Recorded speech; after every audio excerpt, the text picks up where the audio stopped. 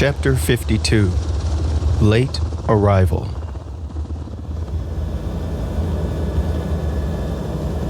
Bartow hated flying in helicopters. He only did it on rare occasions, and sitting in the noisy, stuffy cabin made him ask himself why he had chosen this mode of transportation over the myriad other options at his disposal. Because it was the fastest, he reminded himself for the 5th time. The noise-canceling headphones pinched his ears, and he could still hear the deafening roar from the blades, and his butt was cramping in the rock-hard seat. Worse yet, he noted the uncomfortable churn of the sparse breakfast, a bagel and a steaming cup of coffee, in his stomach, as the aircraft shook and tilted its way toward his destination. I hate flying. He was supposed to be in Yuba City by 10:30, and here it was almost noon. This wasn't fashionably late. It was just negligence. But it couldn't be helped. He had been rapidly scanning correspondence from Rodan concerning the state of the Comvilles, and it had taken longer than he expected. Guilt was something he had struggled with his entire life. Now, the weight of it threatened to crush him completely and thoroughly. I really wanted to make things better for people. I still do. Several of the Comvilles seemed to be on the brink of collapse. Then there was Janus's new technology to deal with, too. He left the cabin late, feeling as if he had accomplished nothing, other than reminding himself how dire the whole situation was. I couldn't have known that it was going to get this bad when I gave the order. No way. He took a deep breath to settle his stomach and let the negative thoughts fly into the rushing air currents outside of the helicopter. Okay, gotta focus on something else. Outside, it was another hot summer morning, with a smattering of clouds populating the sky. The cloud did nothing to shield the ground below from the deadly solar heat that always characterized valley summers. The thought made Bartow a little more thankful to be flying instead of taking ground transportation. Sir, we've reached the airspace above Mr. Moth's mansion. The voice of the AI pilot came through to his ears like an old radio broadcast, despite the beating of the blades of the aircraft. It doesn't look good down there. Bartow labored to shift in his seat to find a better view of the ground below. This is bad. His heart hammered at the sight of the carnage. What the hell happened here? The pilot's rapid descent, combined with the grisly scene, nearly caused him to throw up his bagel and his coffee. The remains of mangled bodies, human and machine, littered the area. Evidence of exploded munitions, conventional weaponry, and lasers were plastered on the facade of the gorgeous multi-million-dollar home, like graffiti on the side of a highway. Depressions in the soft earth, where war mechanoids had walked and grenades had blown up, reminded him of the surface of the moon. Bartow shuddered. His aerial survey of the war zone made one fact apparent to him. We have a lot less time than I previously thought.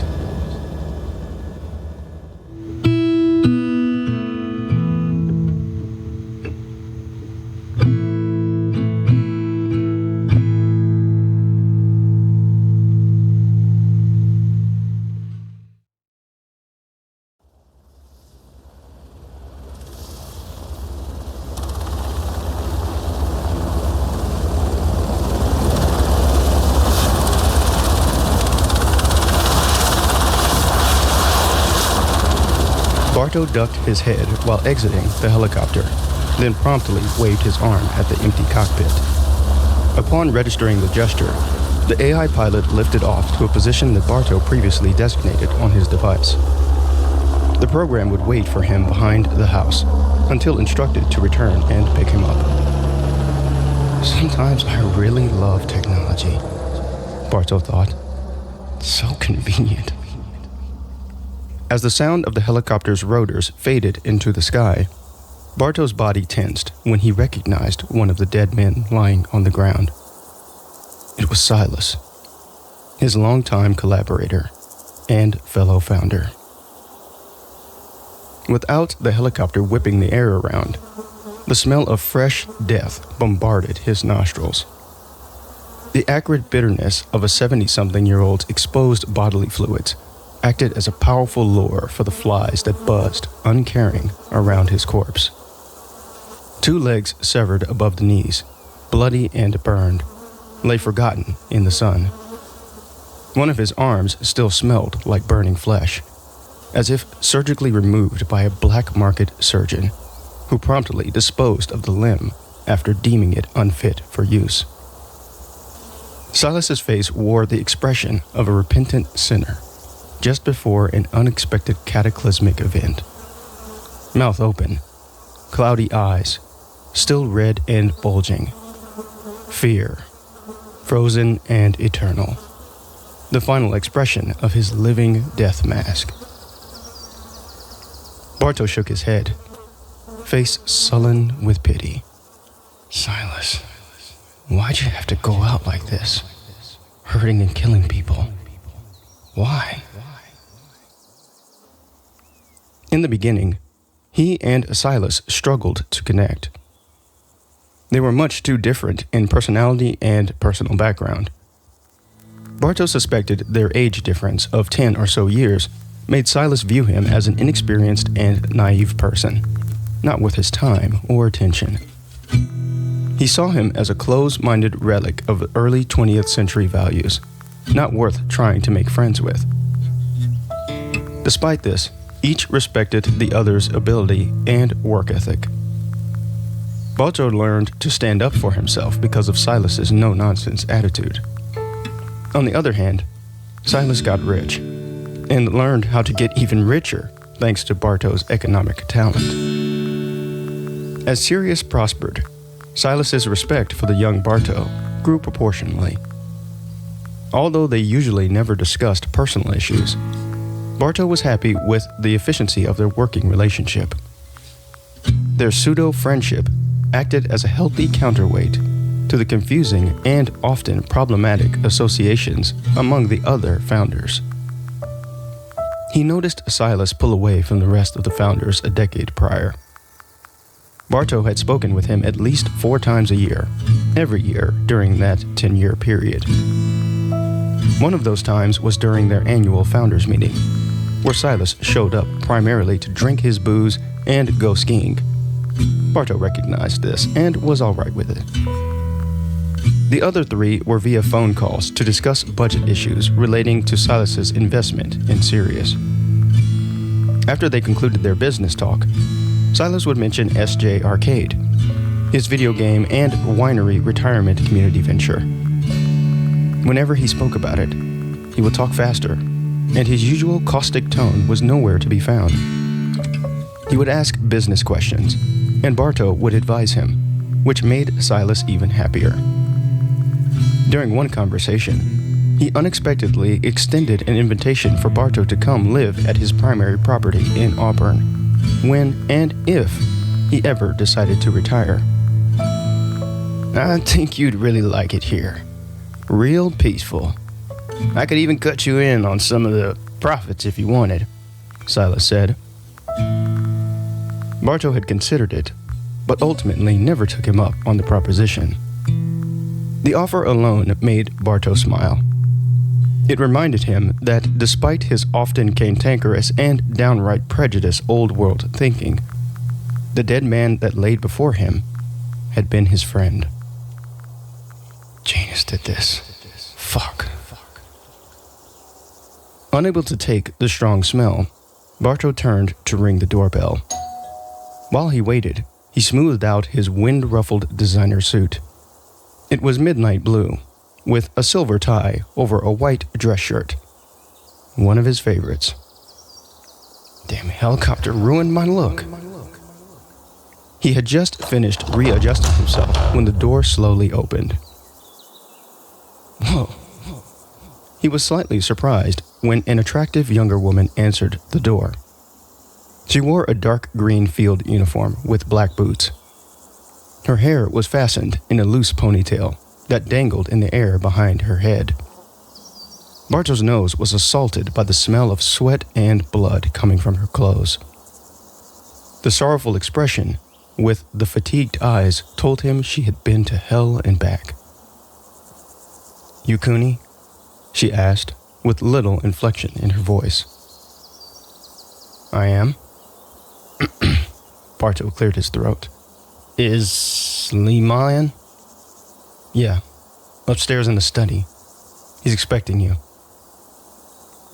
A million questions circled in Bartow's brain, half of which he already knew the answer to.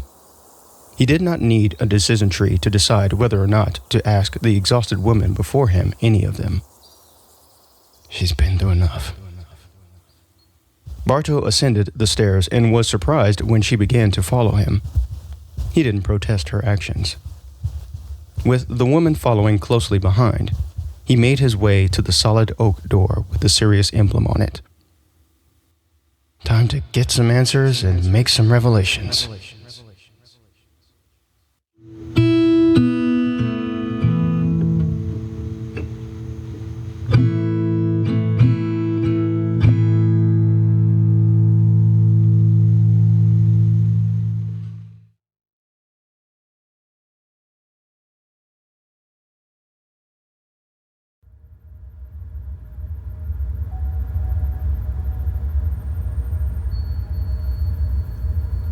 Chapter 53. Are you really a founder? Bartow entered Lee's study turned command center, marveling at the coolness of the office. With the screens on the back wall, the massive holographic map, the old-fashioned recliner under the halo of lamplight, and the glowing desk in the center, it looked like Bruce Wayne's Batcave, without Alfred. Impressive. A disheveled Lee sat at his desk, poring over real-time intelligence data. His dress shirt was damp with sweat and unbuttoned slightly too far to be fashionable. Next to him, Bartow noticed his not-so-little girl, Jinhua, standing at the desk also scanning documents. She moved at a much more rapid pace than her father and made notes on her device as she worked feverishly. A young man worked beside her, analyzing data from a miniature holographic map floating before him. He reminded Bartow of Zac Efron from the High School Musical movies of his childhood. Painfully aware of his lateness, Bartow swallowed. What I have to say may be able to help them. Without warning, he cleared his throat obnoxiously to make his presence known. The sound echoed around the large space, causing the father, daughter, and Zac Efron to look up simultaneously as if they were a three-headed being in separate physical bodies. Bartow, welcome, Lee said, a blank expression on his face. Didn't notice you come in. Hello, Mr. Cooney, Jinhua said, wearing the same face as her father. Bartow raised an eyebrow while staring at Daniel. And who do we have here? Lee responded, This is Daniel.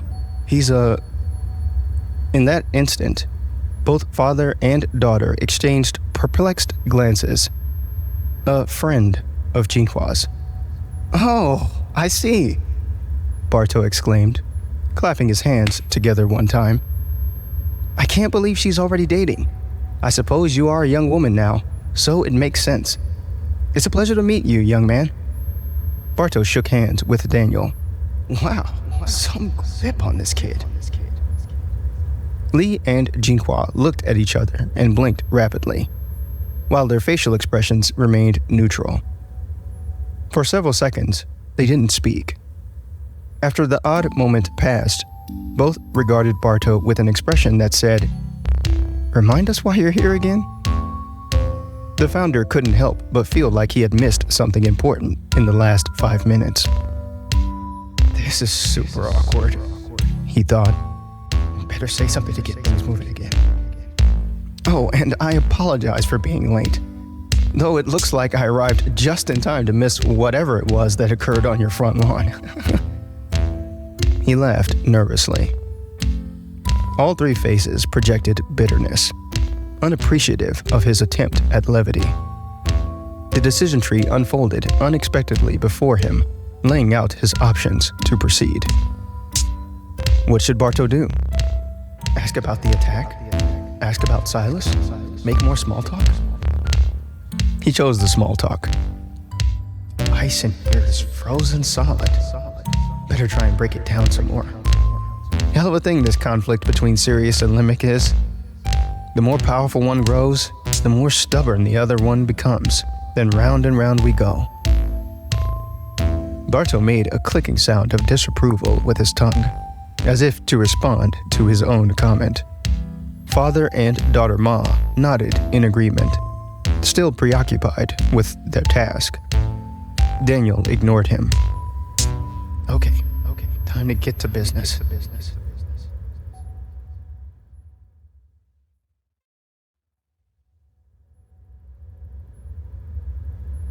What did Silas want? Bartow asked. Lee exhaled a heavy sigh, then clenched his teeth, without looking up from his desk screen. He wanted Jinhua. Bartow raised an eyebrow. I see. You don't look or sound surprised, Lee said, showing a hint of interest for the first time. He raised his eyes to meet the founder's face. Bartow shook his head, averted his gaze, and said sheepishly, I'm not. I've known for some time that Janus would try and seek her out at some point, but I had no idea it would be this soon. Jinhua saw the irritation in her father's eyes. It looked like he wanted to hit this clueless man in the face. This socially awkward old man, who had been tardy to the meeting and missed the entire battle, was one of the founders of Cereus? She wasn't impressed. Then Bartow stepped around the desk and approached her with careful steps, stopping only inches from her face. His eyes scrutinized her from head to toe for several moments, making her wonder if he had been gifted with abilities similar to hers. Jinhua returned his gaze with an intense stare. You've been in contact with Janus, haven't you? She nodded modestly. Tell me what happened. I want every detail. The adolescent turned to her father for approval to repeat the same explanation that she had given him only 15 minutes before Bartow's arrival.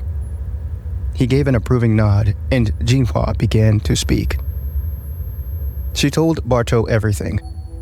The strange sensations that signaled the change in her body, the dream of the semicircle village, the fisherman who turned out to be Janus in disguise, touching the key, the manifestation of her power, the fight with Silas which led her to use her powers for the first time, leading to his ultimate demise. Sounds like one of those old Marvel movies, Bartow thought. The incredible tale prompted a litany of facial expressions to cross his face. Surprise, shock, disgust, amazement had all animated his plump features while she relayed the events in a factual and somewhat detached manner. After 10 minutes, he felt as if he had completed a vigorous face yoga session and had definitely compensated for the Ma family's general lack of emotional expressiveness. When her story concluded, Bartow lightly massaged his face with both hands. I see. That's quite a story. So Janus got Silas to do his dirty work for him. That truly is sad.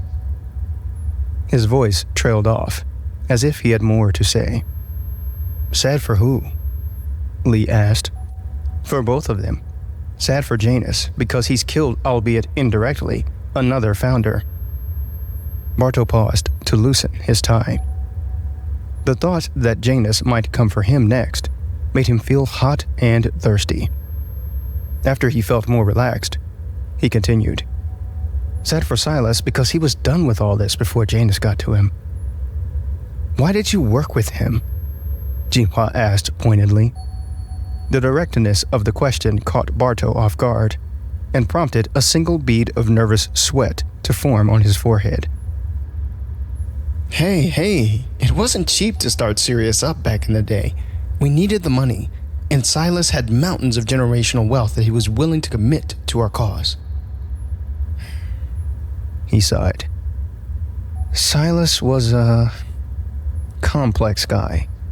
Sure, he could be a racist, misogynist, violent, and sarcastic asshole, but he wasn't all bad.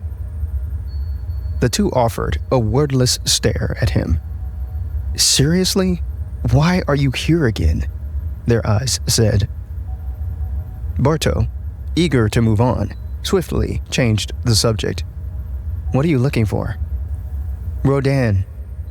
All three answered, as if one mouth in three bodies. Ah, yes. How is our interim CEO faring? Barto asked, with an air of confidence. Lee looked up, while Jinhua continued to scan documents and screens, and Daniel consulted the map. The visible hurt in his eyes did not match his monotone response. He's betrayed us all. Barto took a step back, truly floored by the first piece of new information he had heard since entering the house. It can't be. It's true. We have reason to believe that he has been filtering information to Limnic and Janus for several weeks now. I also suspect that he leaked sensitive intel about today's meeting and our plans to counter Janus's effort to apply his great filter technology. Lee's voice became quieter as he glanced at his daughter. He threatened to hand Jinhua over to Silas. I don't know how I couldn't see his treachery from up close. The young woman stopped her work and placed a hand on her father's shoulder in an act of comfort. From close up can often be the most difficult place to spot an enemy, especially when he's your friend, Barto said. He slapped Lee's right shoulder in a blundering manner. I worked with Janus for nearly a decade before I found out what he was truly capable of. I've been where you are, and I understand how shitty it feels.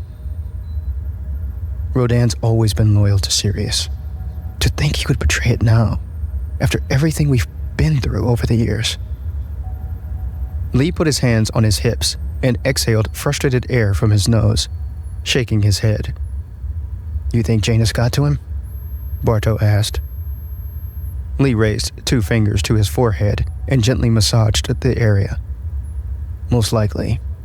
And after today, I understand the devastating power that Janus wields. Images of the circular dungeon room appeared in his mind. The after-image of the room, the vision of the future, and the utter lack of control over his own conscious thoughts felt as if they might never leave his brain. The ghostly image was burned in, like an old cathode ray tube television left on the same image too long. It was impossible to ignore, and even more difficult to get rid of. I really wanted to die after I saw the future. Was Thanatos always that strong within me? Or was it another one of Janus's projections? He was so consumed by his thoughts, he had not noticed the others eyeing him with concern. Jinhua looked particularly worried. Her face helped return him to his logical mind. As I was saying, that is why he must be stopped. Barto had his head tilted upward toward the ceiling. Jinhua couldn't tell if he was thinking or stretching his neck. You're right, but one thing I don't understand is when would Rodan have made contact with Janus? I've kept close tabs on him since I left him in charge, and it's my understanding he never left Sacramento. It was at North Bloomfield. 4 pairs of eyes searched for the source of the statement. They landed on Noe standing near the door. All of them had forgotten she was there. She took a few steps forward, arms folded across her chest, her battle-weary face ardent with controlled ire. I always felt like there was something weird about him since the battle. I never asked him about it, even though I suspected he had encountered Janus that night. I'm such an idiot. Her eyes fell to the slick-tiled floor. She wanted to let her emotion pour out of her, but then and there wasn't the time or place. She inhaled deeply and kept talking. I just didn't want to believe that he would do that. I thought I knew him better. The others sensed the gravity of her words and remained quiet to let her finish. Now I know. I guess I never really did know him at all. And I'm sure that somehow, at some point, Janus turned him that night. Barto brought his hand to his chin, cradling it between thumb and index finger, nodding his head slowly. Then this is indeed worse than I suspected. With Rodan in his pocket, Janus no doubt has plans to absorb the Cereus infrastructure into Limnic's military might. Then, along with his army of nostalgia-drunk and future-obsessed followers, he may finally bring his grand vision to fruition. Which is? Noe asked. The true evolution of society and humanity, along with the complete eradication of old-world thinking, for good. The others were dead silent, doubting. Lee was the first to speak. I get the societal evolution part, with the Cereus philosophy and Limnic's growing domestic military-esque reach with armed militias. He could potentially win a conventional or non-conventional fight with the capitalism-dependent governments of the old world after he has enslaved billions that rely on the network to meet all of their daily needs. But is his Great Filter project supposed to represent human evolution? No. Barto allowed a theatrical space to punctuate his next words, for effect. His Great Filter was meant to be one step in a larger plan. It was merely meant to pacify those that he knew would be too weak-minded to oppose his mental and physical dominance. Janus's true goal is to, in his own words, free humanity. Free us? From what? Lee asked. From the tyranny of choice, from the burden of our often problematic genetics, from the demands of human physical existence. You know, food, sex, bonding, the good stuff. And probably of greatest importance to him, he aims to free consciousness from the confines of the finite human body. All quietly pondered the many implications of Barto's words.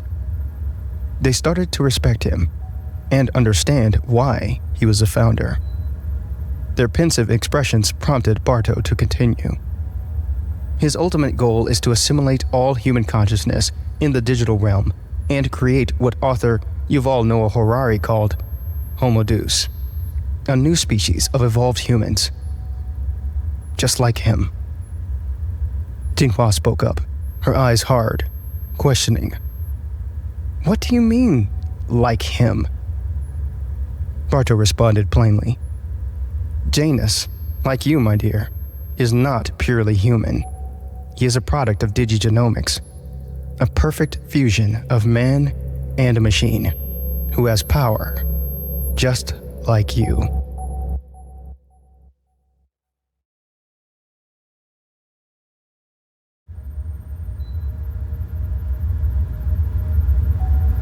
Chapter 54. Who is Janus? Part 1. All pairs of eyes in the room were locked on Barto in astonishment. That can't be, Lee said. I've confirmed with the data myself that Jinhua was the first successful product of digigenomics research. He looked toward his daughter. Barto's words had caused her facial expression to change in a way he had never seen before. It was something between skepticism and the edge of fear. Jinhua was stunned. If he's had a lifetime to perfect abilities like mine, then how can we stop him? How can I compete with that? Barto closed his eyes, shaking his head slowly. Yes, she was the first one officially on the books. But Janus was the first one ever created, a byproduct of the sinister science of genetic and biological manipulation. Have any of you ever heard of Project Egregore? Head shakes all around. It was the name of a highly classified program in the late 1990s.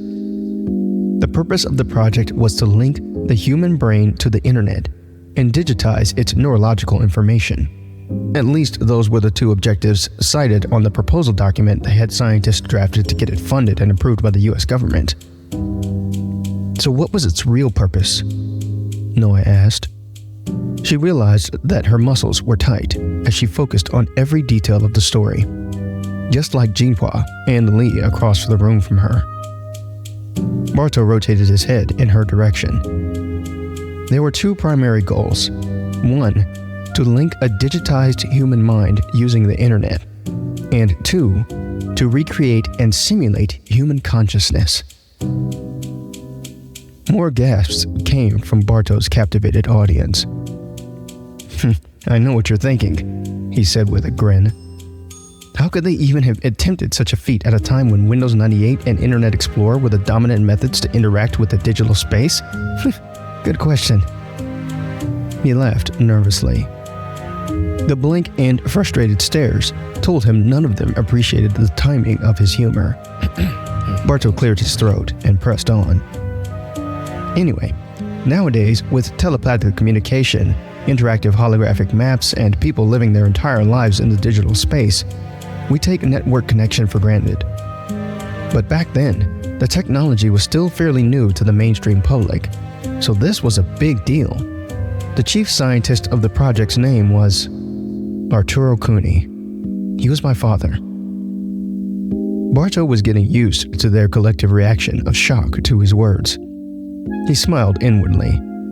It helped him snuff out painful memories of his dear, yet misguided old man. Yeah, my dad. The famous Dr. A.K., as all of his contemporaries called him. He was a mad scientist of sorts. Even had the wild Einstein hair. Anyway, for years he obsessed over this project. Although I wasn't born yet, I found out all this decades later, after he had already passed away. Noah's patience was growing short. Barto could tell by the way she glared at him. And where does Janus come in? Impatient, I see. Yes, I'm coming to it. Dr. A.K. was obsessed with the idea of bridging the gap between occultism and the scientific method. He wanted to prove the existence of supernatural phenomena through academic rigor. So in 1997, when researching for willing test subjects for Project Egregore, he recruited a couple that he became good friends with during an early Magic the Gathering competition. Their names were Alex and Miranda Soren. They would become Janus's parents. What's Magic the Gathering? Jinhua asked. Barto chuckled. It used to be a wildly popular card game back in the old days. Nowadays, a lot of us old-timers still like to play it every now and then. He winked at Lee, who returned a tight-lipped stare. Guess he's not a fan. Barto cleared his throat, then resumed his explanation. Anyway, Dr. A.K. and the Sorens were fanatics for the game. They had all participated in some of the earliest organized tournaments of it back in the early 1990s. When Dr. A.K. met the Sorens, he knew he had found the perfect participants for his experiments. They were staunch believers of astrology, the occult, and the power of supernatural forces on human nature. And, more importantly, they were hungry for the truth. A truth that only someone like my father could provide them. Barto's audience exchanged glances of intrigue, eager for him to continue. Using samples of both of their DNA, Dr. A.K. used his extensive, mostly self-taught, knowledge of digigenomics to produce their son. Janus Soren, born September 9th, 1999, was the first successful fusion of biotech and digital programming. After Janus's birth, my father encouraged the Sorens to raise him at home like an ordinary child. However, in exchange, he required regular updates to Janus's growth and progress.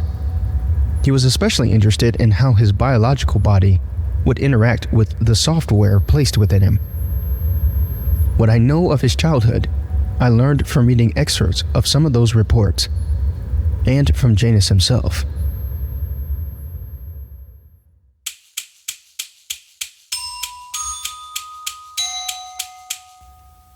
Wait, Noe interrupted. You mean you knew Janus even before you got involved with Cereus? Barto gave a small nod. 2 globules of cold sweat chilled his forehead. Yeah, I did. He noticed her press her lips together tightly in an attempt to prevent inflammatory words from coming out of her mouth. She was pissed. Across the room, Lee noticed her response and quickly prompted Barto to continue. What did the reports from your father's notes say? Lee asked. Eyes still on the fuming Noe, Barto answered. According to the journals, believe it or not, childhood was generally unremarkable for him. He attended public schools and skipped several grade levels, obviously due to his unique gifts.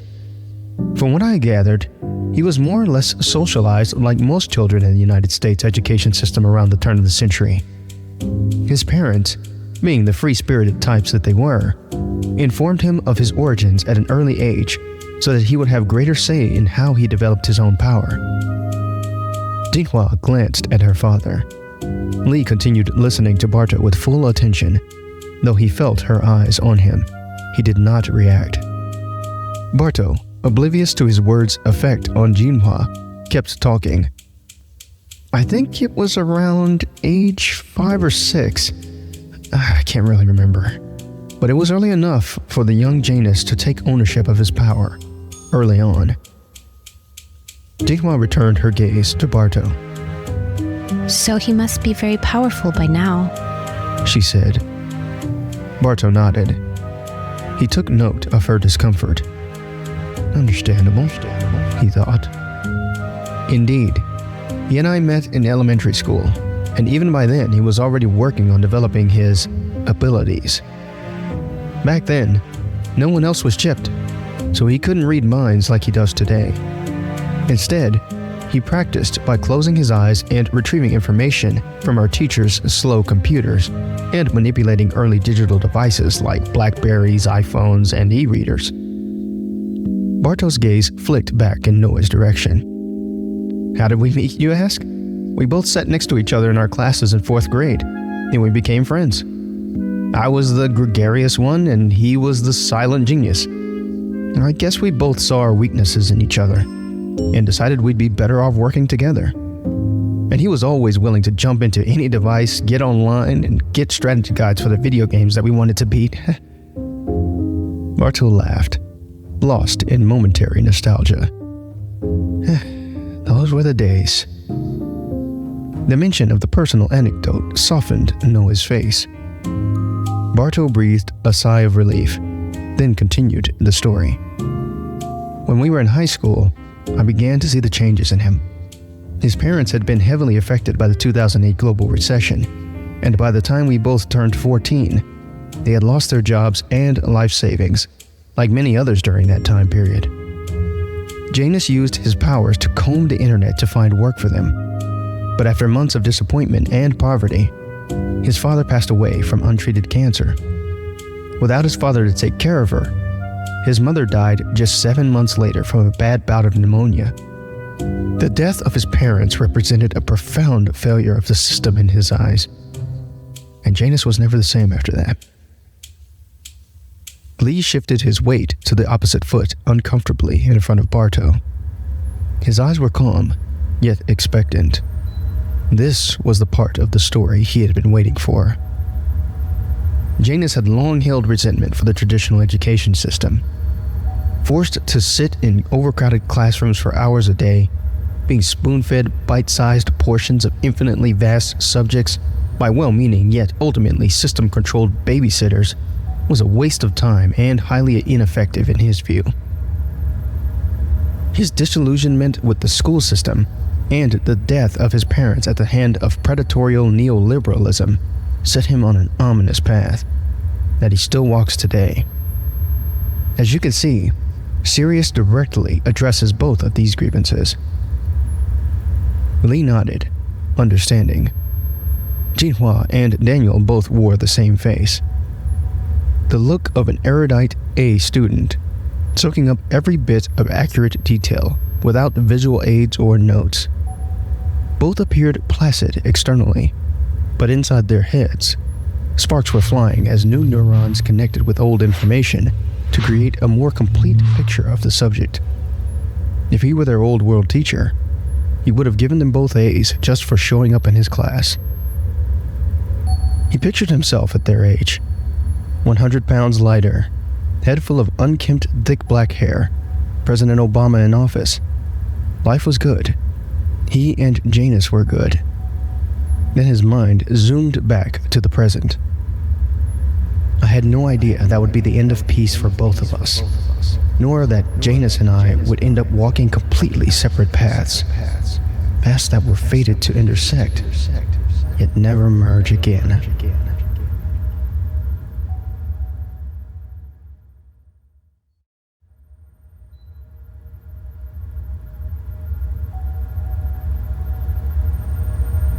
Chapter 55. Who is Janus? Part 2. Bartow continued his speech. The eyes of his audience had grown dry from the circulation of the air conditioner and strain from interest. After graduation from high school, I attended the University of Texas in Austin, graduating with a degree in economics. By the time I entered my graduate degree program, my father had passed away, leaving me with a considerable amount of money. During my college years, my contact with Janus was sparse, limited to the occasional social media message or email. I knew he had accounts, but like a phantom, he was always invisible on them, never commenting or posting, but always watching. Sounds pretty disturbing, Noy said, crossing her arms over her stomach in discomfort. Bartow nodded slowly in response, face grim. It kinda was, but that was Janus' style. He shrugged, then continued speaking. Then one day, out of nowhere, I received a lengthy email from him. By then, it had been a good 6 years since we had really spoken, so there was a lot of catching up to do. In the message, he told me how he had amassed a fortune through various avenues, like app development, stocks, Bitcoin mining, trading rare collectibles, and the like. If it could make money, he studied and gamed the system until he won. And he won bigger than a senior citizen gambling in Las Vegas.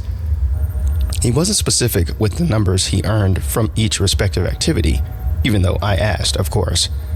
But he had made upward of $50 million, all within the time he had fallen off of my radar. That's a lot of money, Lee commented, somewhat impressed. A shit ton. Actually, 5 shit tons to be exact.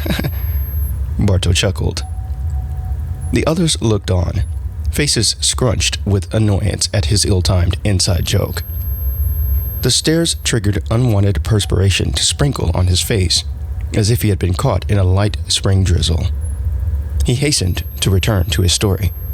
Anyway, since he had more than enough money to be comfortable, he told me in a follow-up email that he was finally ready to create something big. Something that would address society's woes and move us toward a clear, bright future. As a species, was what he wrote. I'll never forget it. What he wrote sounded so definitive, so Janus, like there could be no other way to think about or tackle the issue.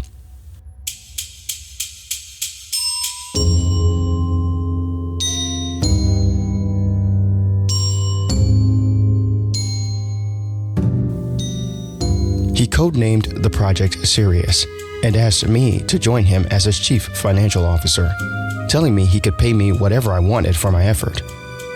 At the time, the global economy was in the toilet, and I was having a hard time finding a job out of grad school, so it didn't take me long to accept his offer.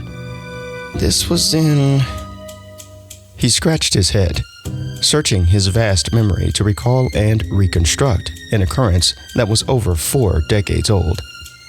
That's right, it was 24.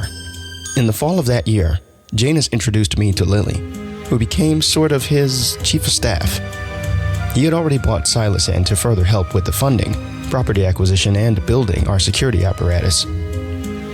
So from the jump, you all knew that you would meet resistance, Noah said, making no attempt to conceal the cynicism in her tone. Bartow's eyes fell to the floor, an act of guilt. We did. I wasn't on board with it initially, but eventually, I figured with the crazy gun culture here in the US and the heavy nationalist backlash that came after the equality movements, protests, and boycotts of 2020, we would need to protect ourselves from armed violence. We knew our idea was radical and different. Most people don't like radical and different. They prefer to be miserable, as long as it's a familiar kind of miserable. It was a contingency move, just in case. We had no idea we would enter a full-out culture war, fought in physical, digital, and legal spaces less than a decade later. I sure as hell didn't know. A brief moment of silence fell across the room. Only the sound of the overworked air conditioner filled the stagnant air, as each person considered Janus, Cereus, its history, and how each one of them fit within the panorama of the complete picture. All of a sudden, Jinhua felt very small, like a speck of dust on a large carpet, insignificant and vulnerable to the tiniest of forces in the universe. History can be like science in that way, always moving, always acting and influencing, constantly creating and destroying. Daniel, aware of her thoughts, smirked at her in quiet praise of her insightful reflection. On the other side of the room, Noe considered everything Bartow had said. The facts joined the scattered pieces of the Cereus puzzle in the open floor space of her mind. She began to rotate, flip, and turn each one into its proper place in an effort to form a complete image. The way she saw it, her mother had been killed because she walked away from what she and Janus had built, Cereus, then later Limnic. Janus is half human, half internet, and wants to bring about the next evolution of humanity by separating people from their physical bodies via the internet.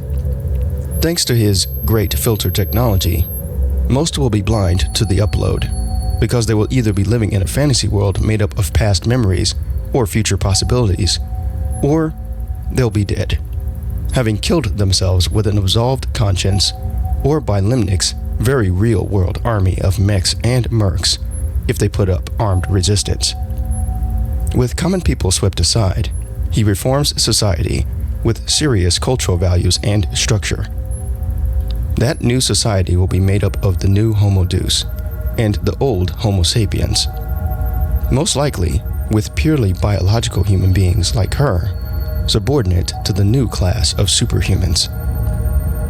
Did I miss anything? Nope. That about sums it up. Even with the explanation clear in her mind, there was still one piece that she could not make sense of, one that did not fit with the rest of the picture. Why would Rodan betray Cereus? He seemed to believe in everything that it stood for, and he cared about people. At least it seemed like he did. Her voice quivered, jaw tensed, as if preparing for a blow from a humanoid mech. She's been involved with him, Bartow thought. Oh, you poor girl. He sighed deeply, picturing himself at her age, dumb and in love. Relationships were hard, especially during times of conflict. I'm not sure. It could be that Janus penetrated his chip and manipulated him to cooperate, but I know he would prefer people act of their own free will, especially when it comes to matters that he deems of great importance, like Cereus. Noah's eyes looked more somber after his response. Bartow had no idea what to say to make her feel better. Lee, having noticed Noe and Bartow's unspoken communication, returned the conversation to the topic of Janus. Ah, so he's a humanist after all. His rising tone indicated intrigue. Bartow gave a loud, echoing laugh. Yes, he is, of the bleeding heart type. Then why focus on technological evolution and algorithmic mind control? Lee asked. Because he knows that great steps in the evolution of most things, whether they are species or just ideas, are usually preceded and facilitated by a period of culling. The filter, or event, whatever form it takes, in general causes the widespread altering or outright destruction of the old in order to pave the way for the new. Many aspects of human civilization have followed this predictable pattern. From economic systems and cultures to religions and technologies, the old must die so that the new can prosper and flourish. And we're the old, Noah said, her tone defensive. Not necessarily. By Janus's logic, those that are ready to evolve will evolve. Those that are not will live in a state of endless bliss. Whether they choose to eternally bask in feats of the past or live in a potential future in which all of their dreams are realized and their sins are resolved makes no difference to him. As long as they are distracted and controlled by either extreme, they will be part of the new herd of techno-zombies, unable to protest or oppose the advent of the new society and species that he wants to build. On the other hand, he knows there will be those that refuse to believe in the illusion. Those that are determined to live in the strenuous life of reality instead of living in the safety of a well-designed simulation. These are the participants of the new world that he wants to be the first to evolve, then, if willing, rise to lead the new society. How do you know all this? Lee asked, suspicion rising. Tiny drops of sweat formed on Bartow's brow as he took an abrupt step backward. His quick retreat nearly made him fall to the cold floor. Hey, I'm not being controlled by him.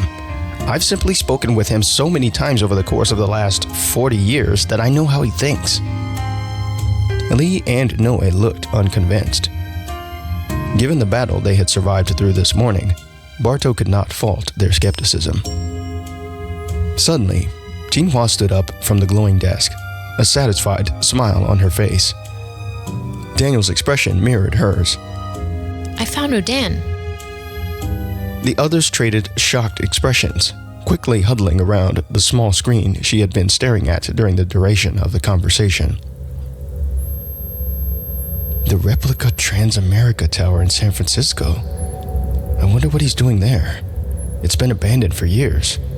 In fact, I think it's due for demolition soon. Lee scratched his head. He plans to broadcast the Great Filter to the entire planet from there, Bartow said with slow words. Once that happens, he'll be able to enter and manipulate the minds of every conscious human on Earth. His voice trailed off as the weight of his own words hit him. We can't let that happen, Noah said flatly. Her voice had found new fire. After her mother's murder at Janus's hands, witnessing the grisly death of Kyler and Rodan's betrayal, she was ready for justice of the savage kind. How can we reach him without him being aware? Lee asked in a concerned, fatherly voice. He'll be able to read our chips and know our plans before we even act. No, he won't, Dad. Jinhua turned and faced him, yet addressed all present in the room. I can disable your chips temporarily with an encrypted shield so that he won't see us. Lee said nothing in response, just beamed with pride at her in admiration of her bravery and in awe of her power that he could not begin to try and understand. Okay, that takes care of that, Bartow said, placing his hands on his hips triumphantly. It made his large stomach protrude from the coat of his suit. But how will we get to SF? All of your vehicles have been destroyed or disabled. Silas saw to that.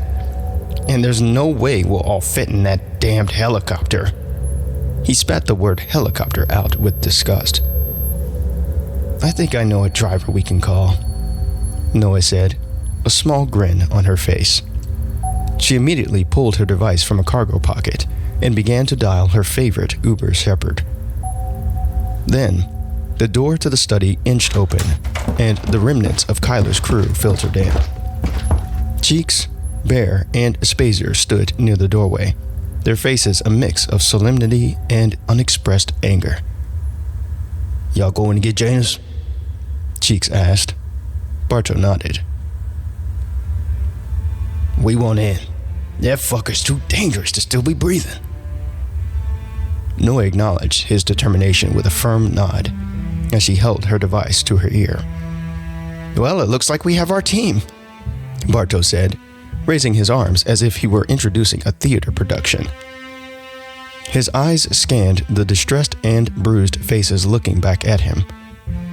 All of them had been through hell in the last few weeks and months. 5 military combat veterans, 2 teenagers, and 1 old fat man. Will this be enough to stop Janus? Can we win? The decision tree grew unexpectedly in his mind. What should Bartow do? Tell them the probability of victory? Reminded them of what they were up against? More plot exposition? Stay silent? For once, silence won the day. Noe placed her device back in her pocket, then spoke with a clear and direct voice. "Okay, people, our ride will be here in an hour. I suggest we prepare ourselves." The others nodded dutifully, ready to go and save the world as they knew it.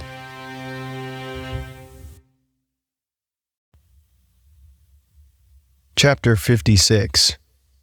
I Am Janus, Part 1. From here, I can see everything. Although I never needed to be physically above it all to be able to do that.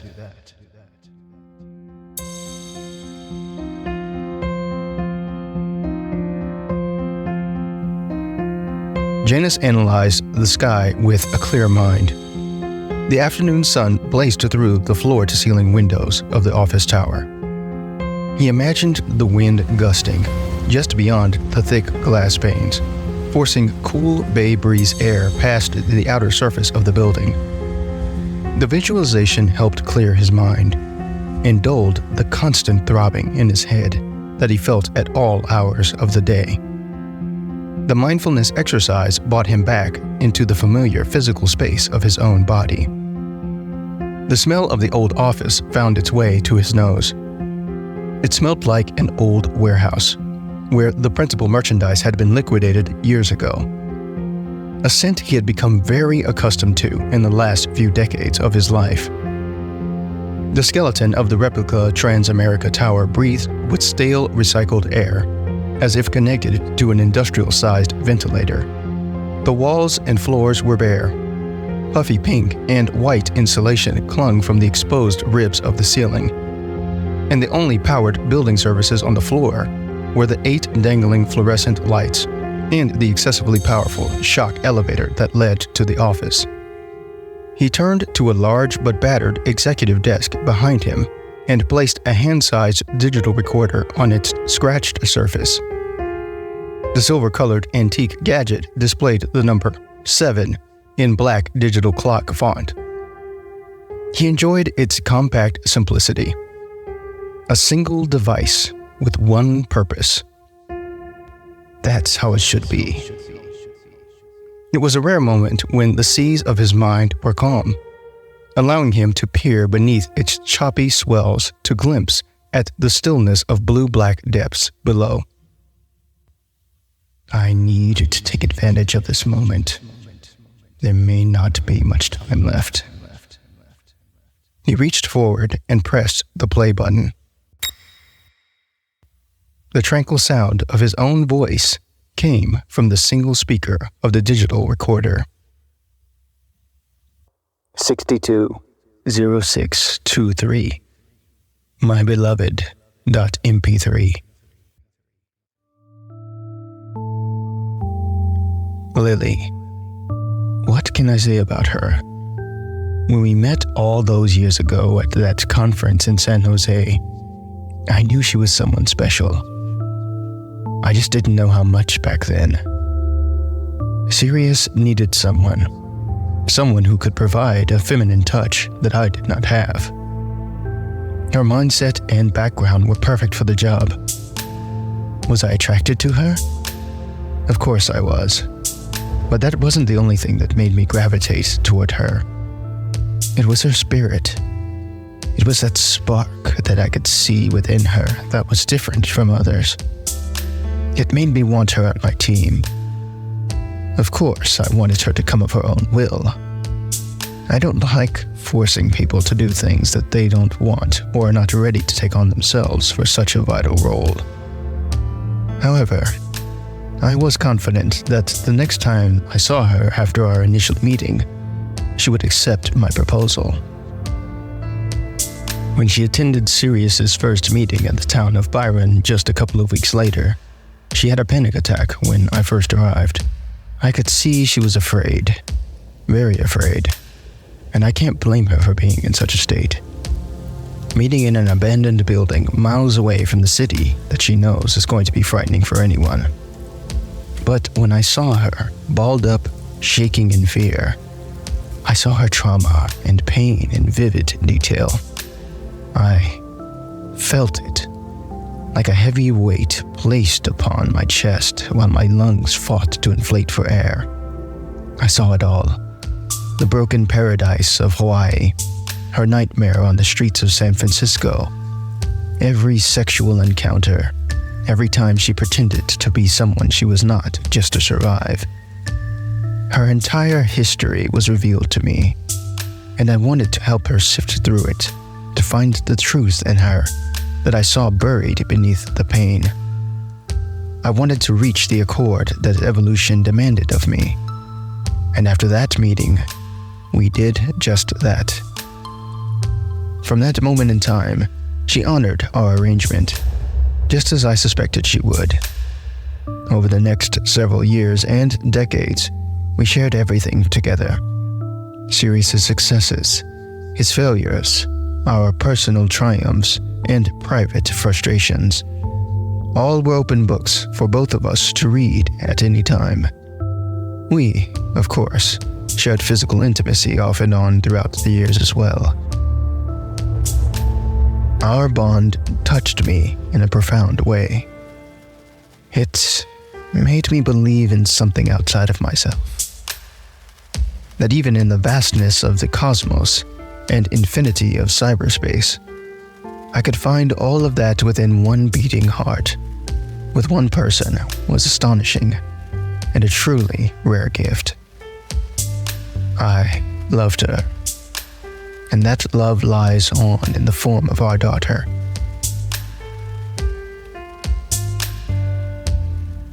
Oh, if Lily could see her now, she would see that she is all of her and none of me.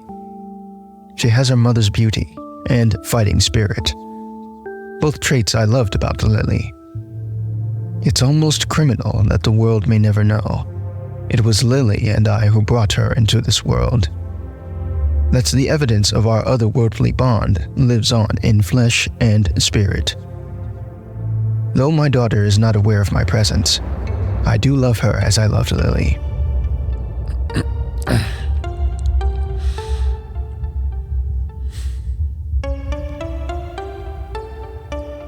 When I killed Lily, it was a decision that I did not take lightly. I recognized the gravity of my action, and I willed myself to feel something. I wanted to feel, but somehow could not bring myself to any kind of meaningful emotion. The consequentialist in me knew that the means justified the end. That my love, as significant as it was not more significant than the entirety of humankind's evolution. So I made the choice to end her life so that others could evolve. In that way, Lily was a necessary step and an integral piece of humankind's evolution.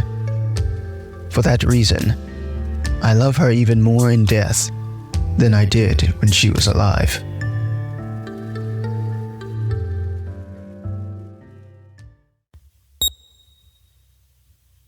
620630 最好的朋友 .mp3.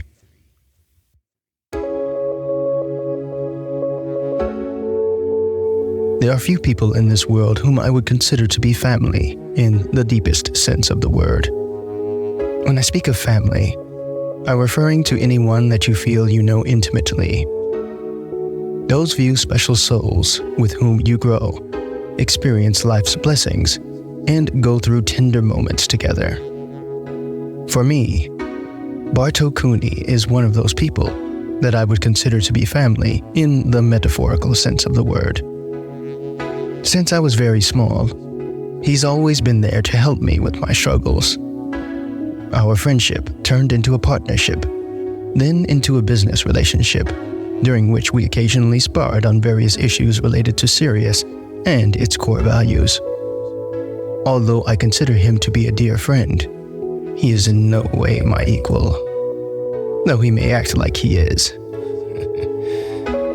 He knows where he stands in this context. I regard him as a younger brother of sorts. And yes, I do call him brother. We've had disagreements over the years in policy, in philosophy, and in the direction that we wanted to take the organization, yet this did not bother me. I welcome his, at times, formidable logic, and find his clumsy nature charming. However, as with all family members, you cannot share everything with them, because you know that they will not see things as you do all of the time. And I see all things.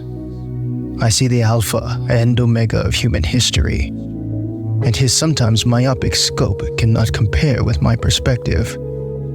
I must admit, his knowledge and theories are wider than most of his contemporaries, given the narrow looking glass through which he observes the world. I often find his viewpoint entertaining and, at times, necessary. He provides a counterbalance to my admittedly lofty ideas and vision. Unfortunately, as the years have gone on, that balance has become more and more out of step with our need for evolution and my place in it. I am going where he cannot, which may force me to leave him, my brother, behind.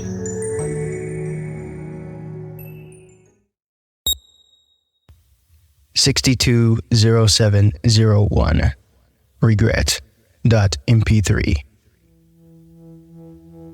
In nature, there are animals and beings that are inferior and superior to others.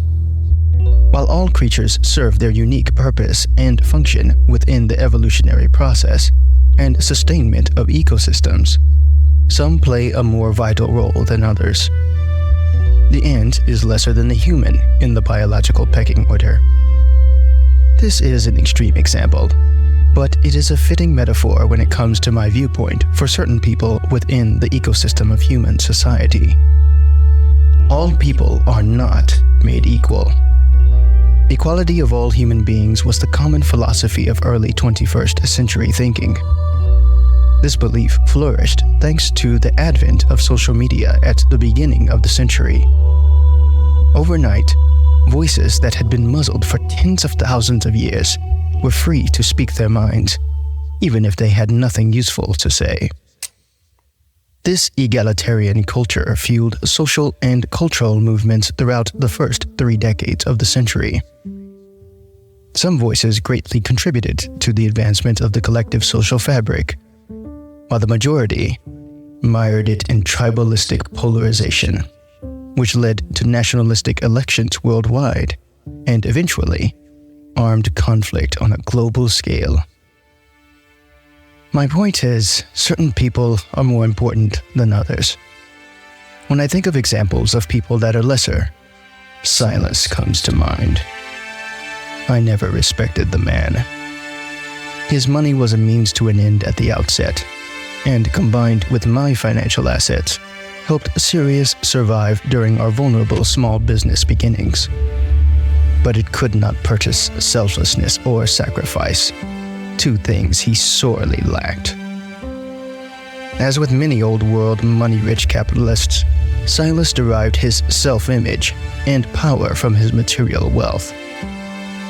This is not the primary reason I disliked him, nor did I loathe him because he was unspeakably privileged or because he was a pompous asshole at times. I hated him primarily because he had gifts, talents, and intelligence which he ultimately chose to squander on various ventures and causes that were not in alignment with the Cereus, my personal philosophy, or any ethical creed for that matter. The man had no values outside of preserving his own flesh and material possessions. But such is the nature of human interactions. They are often chosen in expediency and reflect the demands of particular snapshots in our personal history. Rarely are they the result of deliberate choice or insightful premeditation. Such is the case with my relationship with Silas. In the end, I was bound to him by legal matters, contracts, and land constrictions, and all the trappings of old-world capitalist society that were necessary entrapments at the beginning. It has been frustrating over the years to deal with him, even with his limited participation with the organization for the past several years. In my mind, the biggest waste is for someone to use their money or their talent in an unscrupulous manner. This is, to me, the biggest failing that a person can have as a human. Choosing to partner with him is one of my biggest regrets in life. He tried to kill me today, putting up a laughable resistance after he came to the stunning realization that he would lose, that he was nothing compared to me. After he was subdued, seeing him lying there on the floor, his pants soiled in his own fear-loosened urine, I wanted to kill him. I really did. But I fought down the urge and proceeded with my initial plan. It is my hope that his new role as my living combat weapon will be mutually beneficial for us both. He gains a body, I, a hateful mind to use for the purpose of evolution. If the experiment is a failure, and he dies, at least I won't have to concern myself with money matters related to his inflated ego ever again.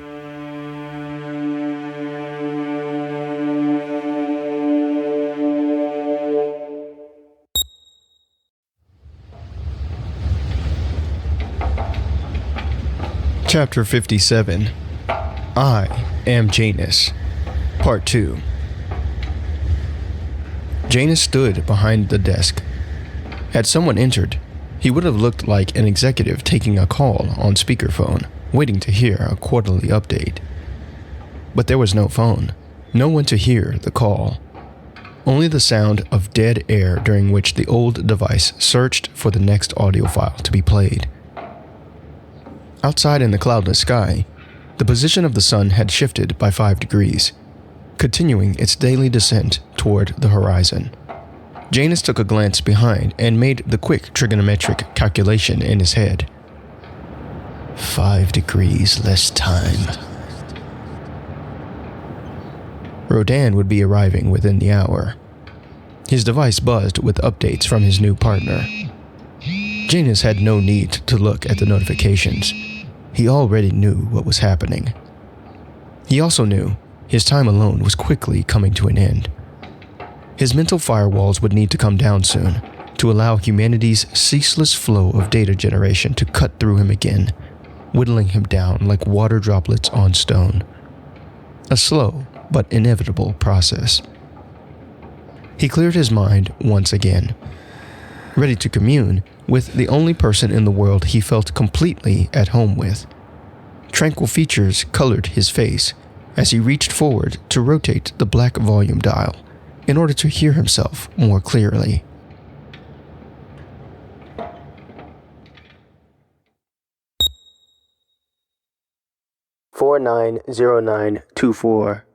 .conflict.mp3.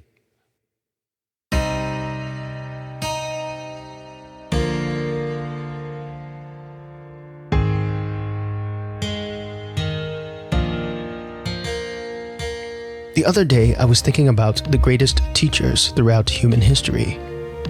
You know, like Confucius, Gandhi, Noam Chomsky, Aristotle, and others. Many of these teachers were great, not because they taught directly. Rather, they found tremendous success because they taught through story. What is a story? It is a sequence of events with some type of protagonist. There is a setting in which the events occur, and where the main character struggles to achieve his or her desired objective. There are also supporting characters, and maybe even other sorts of fantastical components. In addition to all of the aforementioned parts of a story, one common thread weaves all of these elements together: conflict. Without it, there is no story. This crucial factor is what drives the characters to act, is what pushes the plot forward, is what provides the person experiencing the tale with the necessity to eventually reach the end of the story, and hopefully reach the lesson that the teachers wanted to impart. People want to see how the conflict is resolved. It is human nature to want to know for knowing's sake. From this perspective, it could be said that humanity's greatest lessons are learned through conflict. Fighting against something, anything, is in our DNA. It is very difficult to internalize a lesson without having struggled for some period of time to obtain it. It is through this lens that I think of Limnic. Its purpose was to serve as a memory aid for the general public. When I was younger, I was naive to think that humans could learn without story, without conflict. While some did learn Cereus's social philosophy through exposure, most didn't. They needed the lesson to be paired with strife in order to commit it deeply to memory. And few things were more memorable to the fragile psyche of early 21st century Western society than terrorism. In his book, 21 Lessons for the 21st Century, author and historian Yuval Noah Harari wrote about terrorism. He said the success or failure of terrorism depends on us, the people. When I say us, I mean them. In this case, because I am not one of them. His point was, terrorists are so weak in combat power and political influence compared to their well-organized and equipped foes that they must put on a well-staged performance to appear to have more strength and power than they actually possess, which is little. They are the fly in the glass shop, as small as they are, incapable of tipping even the smallest vase. They call me a terrorist. They say Limnic is a terrorist organization. This is only half true. I am a teacher, constructing lessons most people will never forget. Old world culture will make films, write books, songs, plays, and post videos of Limnic's activities, which will make my lessons' objectives that much more sticky, to use popular old world vernacular. I am but one fly recruiting billions of other flies to enter the ears of 1,000 bulls to shake old world society's brittle foundation. When a sufficient amount of glassware has been destroyed, then the common person will truly learn the serious way of life.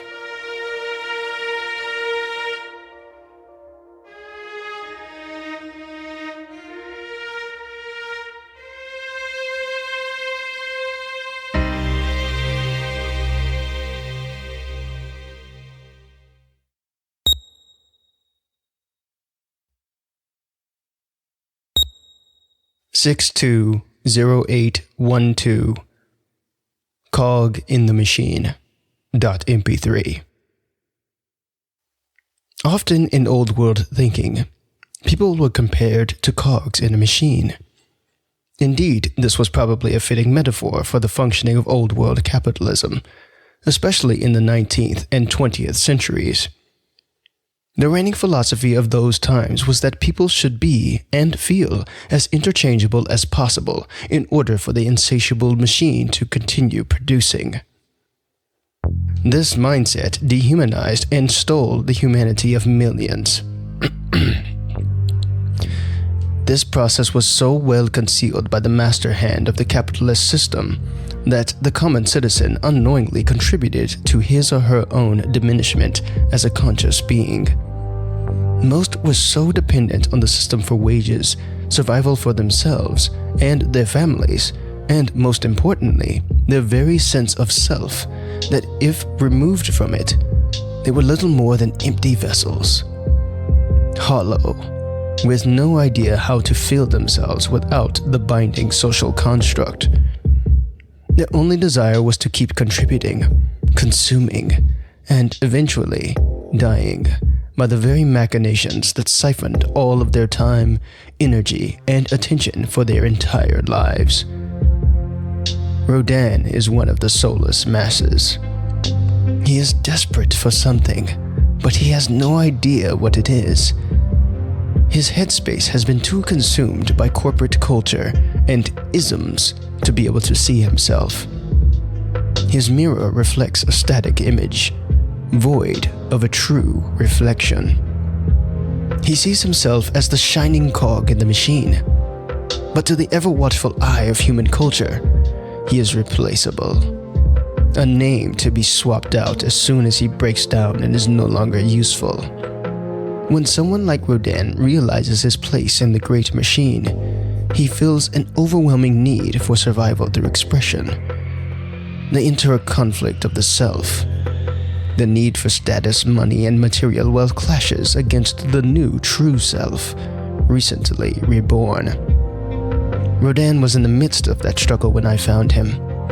In such a state, it was easy to sow the seeds of doubt into his debilitated psyche. I made no manipulation of his mind to get him to join my side. It was not necessary. When I approached him in that tired old city after the battle, his weary mind was so visible that even without my powers I could see the desires of his heart. He wanted to be found, to be given a new mission. I provided him with one, and he will play his part in the battles to come. 620101 New Year, New Thoughts. .mp3. When I was a young man, my parents told me about my powers. They told me that I was different. Yet all of me wasn't there in my child body, but was all around us. I was only 6 years old at the time. How could a 6-year-old understand the concept of existing in two different places at once? I couldn't do it. It wasn't until 2 years later that I began to understand how truly different I was from others. I started by experimenting with and manipulating small devices with my mind. DVD players, televisions, and game consoles provided me with practice in the beginning. Eventually, I moved on to larger devices like home security systems, early self-driving cars, and then, of course, to the network itself. Jumping between my mundane physical reality to the vibrant digital world became commonplace for me.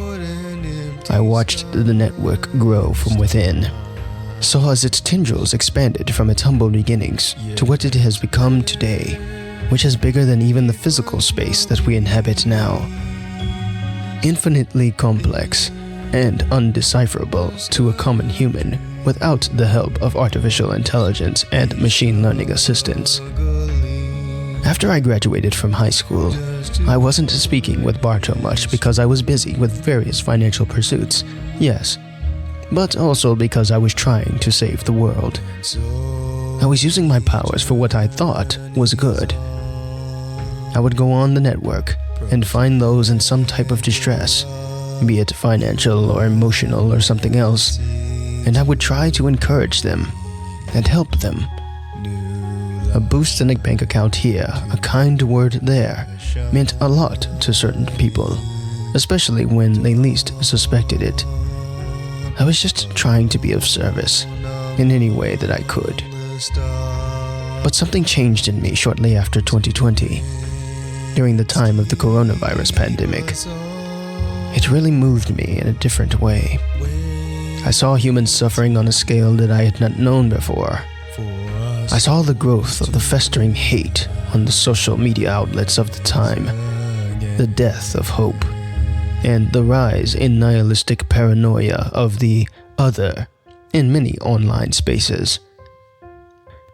I tried to help and be of service to as many as I could, but my powers were not enough to calm the silent shriek from the planet that only I could hear from within the invisible network. I could feel myself becoming weaker in the physical and digital realms. My body was dying. I needed to rest. So for a year, I disconnected from the internet and lived an average life. During that time, I had no need for work, so I went south to San Antonio, Texas. It was a big city with a small town ambiance. I lost myself among the simpletons and bumpkins of that metropolistic village. In the end, it was the perfect place to recuperate my strength. I read books, took a lover, and kept to myself. My period away from the internet taught me something. I was reminded that everything online can be found offline in a purer form. I also learned that society, as most common people knew it, was in shambles. It seemed like all people I met were in some way at odds with others who did not look or think like them. Men against women, Latinos versus blacks, gay against straight, everyone against the government. People seemed to be more defined by who or what they hated, rather than through their shared humanity. This was something that I never forgot. Probably one of the most important lessons of my life. It was because of this that I developed the framework for Cereus's core values. And after my internet-free year was over, I contacted Barto to see if he would join me in bringing my idea to life. The rest, as they say, is history.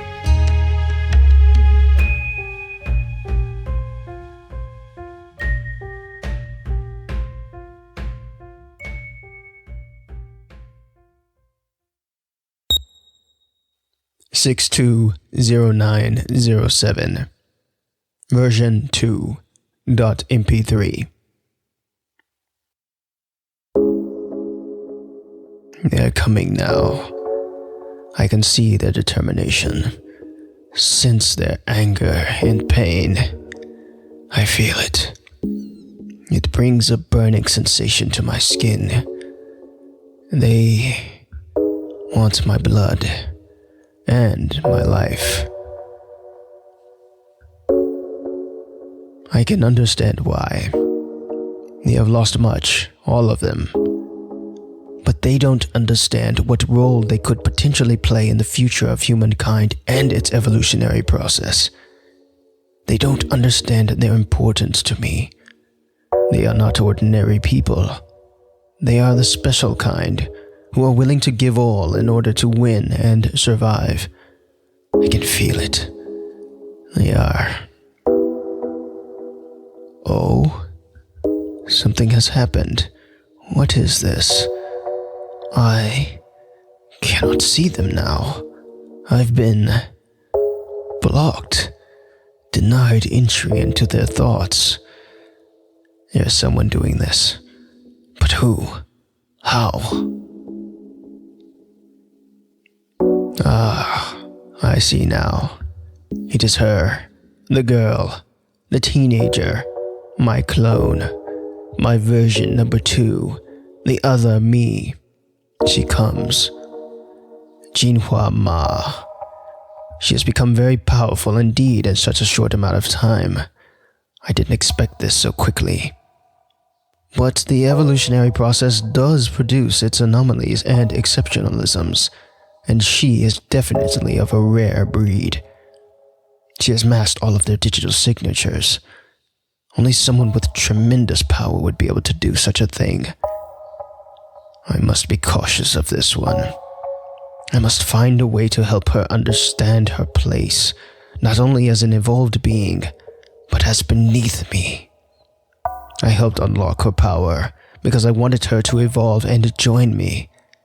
And now she aims to confront me with her newfound strength. So be it. Her powers are raw and untested, but I have a feeling that very soon I will meet with her and the others face to face. When that time comes, they will finally know the complete truth of their purpose in this new society and in this new world.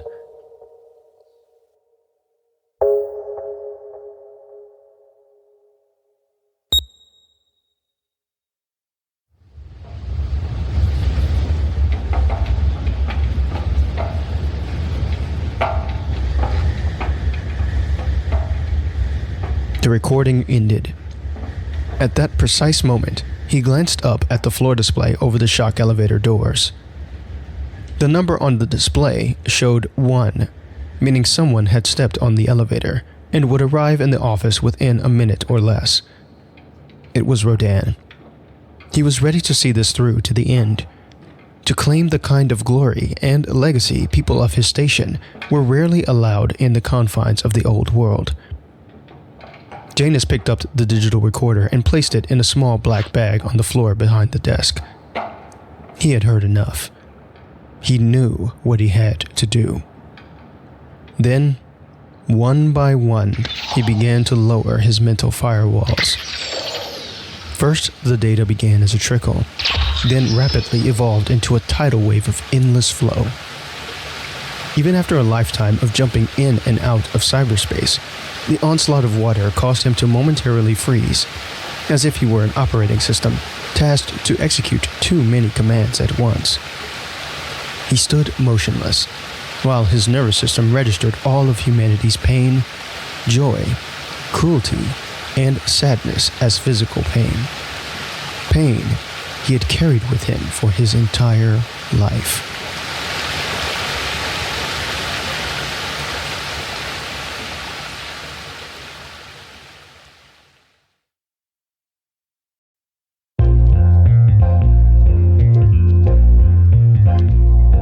Chapter 58. The Shepherd's Flock. It's good to see you again, Noe. Van looked up at her standing in front of the sliding door of the blue 15-passenger van. She smiled in response, happy that her reliable Uber shepherd had responded to her message. It had been months since their first Uber ride together. Although all great rides did come to an end, great acquaintanceships didn't have to. Van wore his characteristic black-rimmed reading glasses, a pair of very faded jeans, and a buttoned shirt with small red and white squares on it. She recalled it had been one of his backup shirts, crisply pressed and hanging from the glove box of his auto car. It was a silly detail to remember, but it helped to take her mind off of what they were about to do. What they had to do. Likewise, Van, Noe replied. They exchanged an awkward hug before Noe rejoined the others in loading supplies into the rear of the van. She and the others crisscrossed each other, loading all manner of equipment, weapons, and other items for the looming confrontation against Limnic and Janus. The bustle of activity gave the house a military base-like feel. Everybody moved at 1.5x speed as they worked, in nervous anticipation of the battle ahead. What's good? Noah eased back into the familiar rhythm, only pausing to have brief exchanges with the others to ensure logistical efficiency. Van followed her around like a lost puppy. His excitable eyes flicked from here to there, in an attempt to analyze the expedient movements of serious-faced strangers. He began to feel tense just by being there. So, what is all this? He asked timidly. It looks like... Bear slammed a box of ammunition into the van, nearly running Van over in the process. He grunted like an angry animal, clearly annoyed by his presence, then lumbered back to the house to retrieve another load. Van continued to follow Noe as she helped Lee load a case of water into the back of the vehicle. It looks like you guys are going to war or something. He surveyed the aftermath of what had been a bloody conflict on the front lawn of the house. The people walked through crimson stains of dried blood and around broken mechanoid parts as if they were not even there. The scene disturbed him. While he somewhat regretted getting involved in something that was clearly over his head and beyond his understanding, he also wanted to help Noe out. When he received her message, he nearly dropped the large book he was reading on his toes, jerking his foot away in time to avoid the blow. What a shock that she even remembered me. He could feel blood throbbing at his temples as he worked like an author to draft the perfect response, preening and trimming excess words and voice emoticons. He didn't want to come off too creepy, needy, clingy, or cringy. He wanted to come off as a nice friend. Wait, are we even friends after one ride? He shook off the thought and kept drafting his reply. Okay, sound friendly, but keep the door open for romance in the future. Yeah. It was hard to strike the perfect balance without a draft or an outline to work off of. 20 minutes later, the message was sent and time-stamped. An hour later, there he was, standing in a burned and bloody front lawn of this magnificent house, as a handful of mercenaries, 2 teenagers, and 2 old men prepared to go to war. What the hell happened here? He asked Noe, raising his voice above the noises of militaristic preparation. He felt like a journalist attempting to collect information for an exclusive story in a war zone. At any moment, he could be swept aside and left behind for dead. Noe had not filled him in on the details. She had told him it was a personal favor and that she needed his help. That was all. She knew that he liked her, and if it had been another day, a better day, she might acknowledge that she liked him a little bit too. But there was no time for that now. No time for lengthy details about everything that had happened. Just time for action. She deposited a case of miniaturized synthetic rations on top of the case of water before turning to address him. It's a long story, but the short version is there's this guy who wants to reboot society and turn a large portion of the human race into digital slaves via mind control in order to evolve all of us. We're gonna go kill him now, she said in a dry tone. Van laughed uncomfortably in response as he analyzed her face. She looked much more low-spirited than before, a world away from how he remembered her when they first met. Her eyes were slightly red, not like I stayed up all night binging a series red, more like someone just died and I'm grieving red.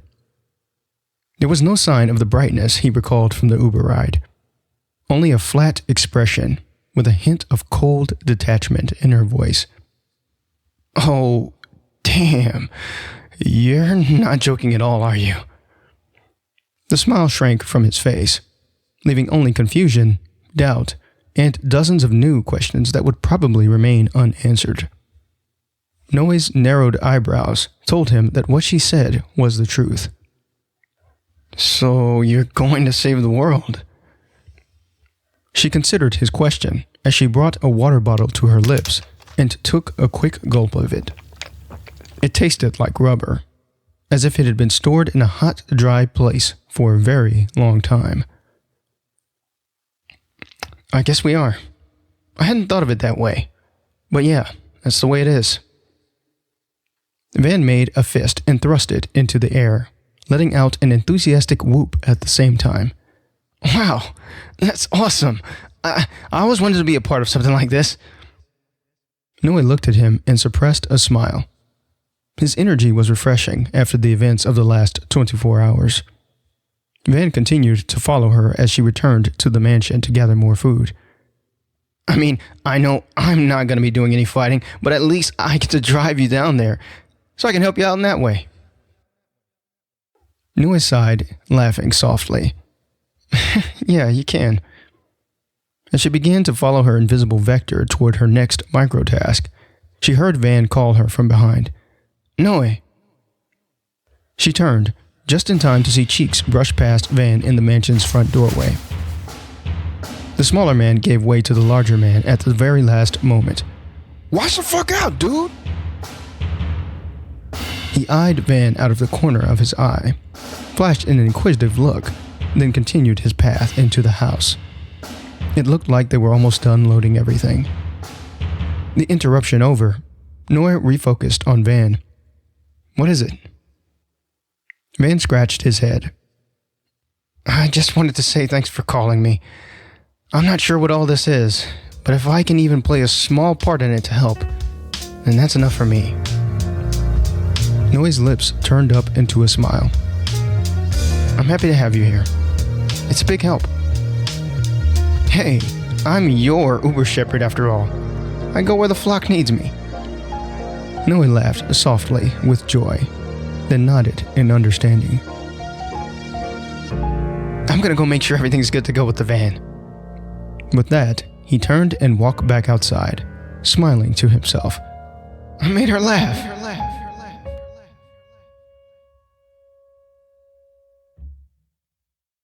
Shaking her head, lingering thoughts began to swarm in Noah's mind. It was Rodan again. How could he betray her? After everything they had gone through together, her mother's death and the bleak period after, North Bloomfield, the car ride, the passionate sex. Had he been using her the entire time? Jinhua's voice brought her back to reality. She stood in the doorway of the mansion, eyeing Noe with a steady gaze. Everything's ready. All right, Noe said. She shoved the cardboard box marked Rodan into the bottom corner of a distant closet in her head. The box was not large, but it was heavy. Then, feeling better, she walked to the door. As she made her way past Jinhua, a new curiosity entered her mind. She turned toward the girl and asked, How are you handling your powers? I feel like they come and go. Sometimes I can control them easily, and other times I feel like it may as well be another person pulling the strings. Jinhua responded. Her eyes stared at something far away. Are you afraid? Noe asked. Of what? Of your power, of Janus, of yourself.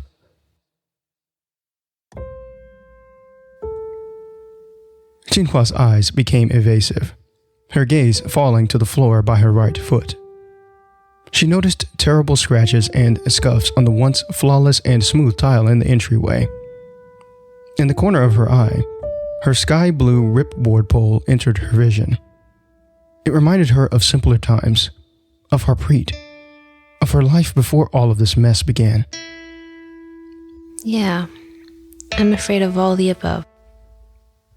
Noe placed a hand on her shoulder and offered a soft squeeze. Don't worry. When the time comes, you won't have to face him completely alone. We'll help you as much as we can. With that, she made her way to join Lee and the others gathering over by the van. Jinhua knew that Noe was just as afraid as she was. Most of the information she had gathered from her chip, but the rest came from innate human intuition. She reminded herself that when the time came to face Janus, it would probably come down to a duel between the two of them. Doubt began to close its grip around her throat. She felt momentarily paralyzed by fear. I never wanted these powers. I just wanted to go to space camp and be an astrophysicist or an astronaut. I'm just a teenage girl whose magical powers just showed up this morning. How can I possibly stop or even kill a man who has had the same power for his entire life? How can I kill someone? How can I protect Dad and the others?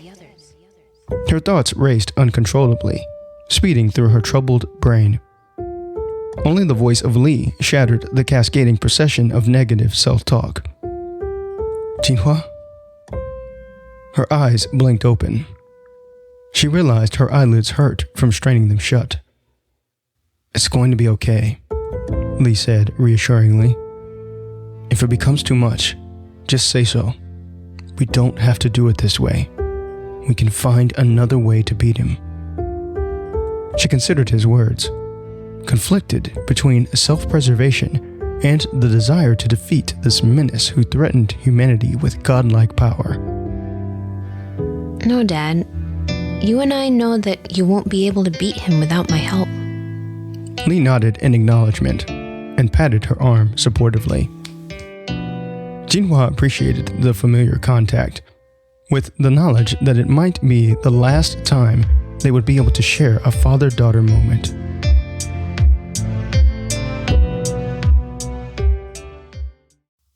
Chapter 59. Van Talk. "Everybody ready?" Van yelled over his shoulder. "Yes," all responded from behind him.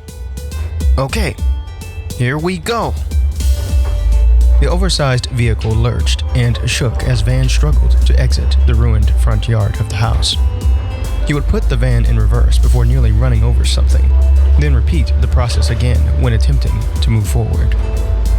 After 2 minutes of starts and stops, he found a satisfactory path through the yard and inched the van toward the street, careful to avoid the remains of the once imposing iron security gate.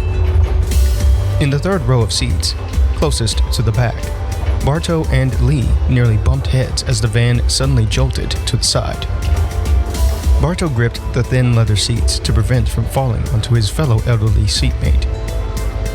"Sorry about that," Van called from the front. "Didn't see that servant robotic arm in the way. And it's hard to see out of the back with all the gear there." Sweat began to tingle his armpits. "I'll just go around it now and have you down in SF safe and sound in no time." They began to move again. Smashed into the first row of seats, directly behind Van sat Cheeks, Spazer, and Bear. Cheeks, jaw clenched in irritation, using an audible whisper, said, "Can this Asian kid even drive? Goddamn fool gonna kill her before we even get to Janus." "Hey, I heard that. And yes, this Asian kid can drive, so you just..." He wanted to tell him to shut his big fat mouth, but then he noted the angry, unhappy eyes and thought of the battlefield. Something in this man was in pain, and he did not want to contribute to it. "You just be quiet. I'll get you there in one piece." Next to Van, in the front passenger seat, Noe flashed him an encouraging look. Van, bolstered by her uplifting face, felt his confidence swell, which allowed him to guide the van to the entrance of the property, then to the smooth paved road. Behind him, Cheeks huffed in frustration. Spazer looked at him with sad eyes. Next to him, Bear sat with a level head, eyes closed, already in pre-combat ritual mode. The faces of war are different up close, Van thought, viewing the three of them through his rearview mirror. Directly behind the warrior trio sat Jinhua and Daniel. She was still getting used to the scratchy dark green pants and shirt of the field gear her father had outfitted her in. It felt too big in some areas, too loose in others. The end result was discomfort that she labored to block out of her mind.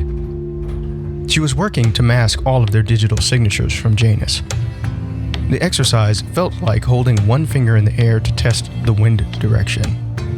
A small movement that, if held for an extended amount of time, could become physically exhausting. Next to her, Daniel placed a warm hand on her knee. He was helping her with the task. His systems acted as a booster for the shielding process. It not only widened the radius of it and increased its effectiveness by 150%, it also lessened the cognitive load of the task. His assistance served as a sturdy support for her raised arm, making it possible for her to maintain the position for much longer than she could ever hope to on her own. Behind her, Bartow observed the two youths, both eyebrows raising at the sight of Daniel's hand on her knee. Unsolicited by anyone, he commented, "I see you two have bonded quite well." Jinhua, startled, turned in her seat to face him. Yeah, I guess we have. Marvelous. It seems he is a cyborg of great efficiency then. I haven't seen one in many years, especially one this, good looking. Barto laughed at his own awkward observation. Daniel chuckled as well. How did you know he was a cyborg? Jinhua asked. Barto scoffed. When we were getting ready to leave, I saw the way he moved and picked things up. It was very human-like. But not even teenage boy hormones would allow a boy to lift 2 cases of field rations with one hand. Daniel averted his eyes self-consciously. You saw that? Barto nodded, clearly proud he had solved the mystery on his own. I did. Your handshake was quite strong as well. It felt like my hand was in a vice grip.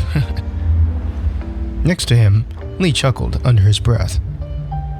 Outside, the van exited Yuba City, and the scenery changed to scattered farmland, with the occasional cluster of suburban houses sprinkled in between. Patchy clouds took turns attempting to block the late afternoon sun.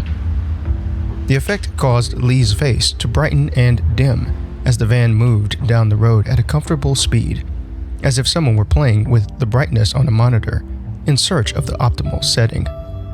I wish someone, he lightly nudged Lee, had told me what you were instead of letting me feel like an idiot. But it's no big deal. A brief silence fell among them. Lee closed his eyes, still worn out from the battle and all of the other events of the day. Just as he felt himself beginning to doze off, Barto's voice invaded his ears. His was a voice shouting in the library. It was impossible not to hear it whenever he decided to speak. Barto leaned forward, hands on the seat in front of him. Did you know that all synthetic humans or cyborgs have 2 primary directives? Jinhua shook her head. Really? Yes. The first is to be as connected with humans as possible, meaning they should act and behave in ways that are endearing to humans whenever practical. This strengthens their bond with us and helps us to trust them for more intimate tasks, such as caring for elderly parents or taking care of babies and children. Jinhua blinked rapidly. Oh, wow. I had no idea. It's true. Barto continued, unsolicited, of course. The second is to always be striving to become a better machine. They are programmed to maximize efficiency and master their own systems in order to perform their given objective in the best possible way. Cyborg efficiency is measured on the Dreyer scale from 1 to 5, 5 being optimal efficiency. A look of intrigue painted Jinhua's face. Lee wore the same expression, though he already knew all of this. Wow, so cyborgs are programmed to connect with humans and be as efficient as possible? Pretty fascinating. Jinhua said. Her eyes floated in Daniel's direction. He smiled warmly at her. It is, Barto said. The original designers of cyborg programming met in 2030 in Brussels to sign the Synthetic Human International Treaty. Barto laughed. I'm not sure if the acronym SHIT was intentional, but it sure as hell made it memorable. All occupants of the van laughed. Their interest had been piqued by Barto's charismatic words. The top minds in artificial intelligence, robotics, world leaders from the most developed countries, and a handful of other specialists developed the treaty to outline the international rules of engagement for the design and implementation of artificial humans. The end game for most nations was to prevent other nations from developing super-thinking robots that would outclass their rivals' economy. Everything had to be as fair as possible. So it came down to money? Daniel asked, speaking for the first time. Barto grinned. Most things do. At least they did in old world thinking. They also wanted to prevent countries from developing killer cyborgs and using them to wage war or for other nefarious purposes. Is that right? Cheek said. Then what the hell were those killer death machines we just fought back there? Barto shook his head, face sullen. Just like any international treaty, not everyone likes to play by the rules. When it comes to technology, once the genie is out of the bottle, There's no stuffing it back in. Various governments had been working on developing artificial humans for military purposes for decades. It was only a matter of time before tech from here, China, Germany, and other major powers reached the lesser endowed nations and bad actors around the world. Now the black market for cyborgs is enormous and akin to the Latin American drug trade, difficult to pin down and impossible to dismantle completely. It would take an extremely coordinated effort among multiple nations to shut it down, which most governments have little economic interest in cooperating on. A hush came over the occupants of the van as they considered the founder's words. Only the sound of rattling supplies in the rear of the vehicle filled the air. They were jammed in traffic in Roseville. As usual, the exit near the popular Galleria Mall was backed up and slow. It would take them longer than predicted to get through Sacramento in the afternoon traffic. Jinhua considered Barto's words about cyborgs. Then she pictured the humanoid menaces she had just seen fighting in front of her house. They had been empty-faced puppets, designed to murder humans with cold efficiency. Just like the T-1000 in the old Terminator movies, their only objective was dealing death to their given target. This was the antithesis of Daniel, who was, in her eyes, a perfectly balanced creation. Not too human, not too robotic. She thought maybe all of humanity would benefit from this kind of balancing, to prevent the tuggings of biology from pulling them toward baser instincts and drives. It was the first time she thought of her unique situation as superior to others. She did not feel shame or fear at the notion, only a cool-headed reassurance that as a half-human, half-cyber-person, she was truly free. Free from her inherited lizard brain. Free from the strings of flawed human ethics and design. It was a feeling she shared with one other person in the world. This thought did scare her. There was always a price to be paid for freedom, and that price for her was being associated with Janus as a fellow evolved human being.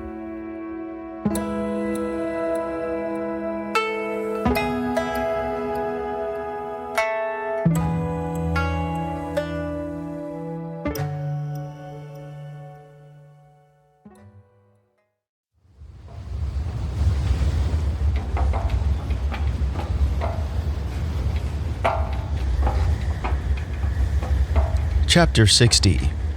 Contemplation on the Eve of Battle. Rodan stood in all-black tactical field gear, taking in the view of San Francisco hundreds of feet below him. At his location on the 47th floor of the long-abandoned replica Transamerica Pyramid, he could discern little movement or noise beneath him. No cars, no sirens, none of the universal sounds of city life reached his ears, and he preferred it that way. After 2 minutes of peering out of the window, his vision began to tunnel, and his palms erupted with dots of anxiety sweat. Working in the confines of the California State Capitol building for all these years, he had forgotten how afraid of heights he was. Around a high place, his mind behaved like a tilt-a-whirl carnival ride, tossing him this way and that, always off balance and spinning. The resulting disorientation made him afraid of slipping over the edge, even if he were standing perfectly still. That familiar sensation came to him as he looked out the window of Janus's office. He backed away from the dizzying panorama before him and began to wander around the office in an effort to kill time before Janus returned. It looked like a bomb had detonated in the room. The explosion had ripped the ceiling and the walls open, and blown all of the furniture out of the glass windows, having spared only the large, solid office desk. The smell of the place reminded him of his grandmother's house, musty and cold. The combination of high humidity, poor ventilation, and blackness had created an odor that was less a smell and more a living presence that had haunted the house's tiny rooms. It had resided in the walls, and torn at his clothes at all hours of the day.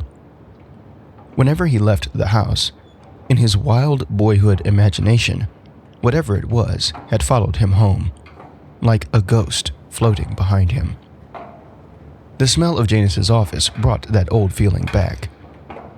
He wasn't sure what caused him more anxiety.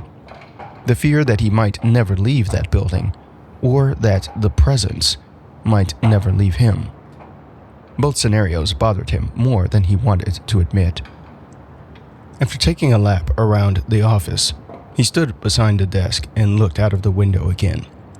This time he avoided peering downward, only to find his gaze fixed on Alcatraz Island far in the distance. The lonely prison turned museum reminded him of the isolation he had experienced since he had taken command of Cereus. He too had been imprisoned.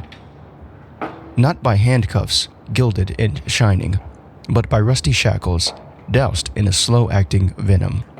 Poisoned and bleeding, he had been debuffed beyond saving. It was only a matter of time before he succumbed to his sordid condition. I was doomed to go down with the ship. Rodan considered his actions in the last several weeks and felt a small wave of guilt.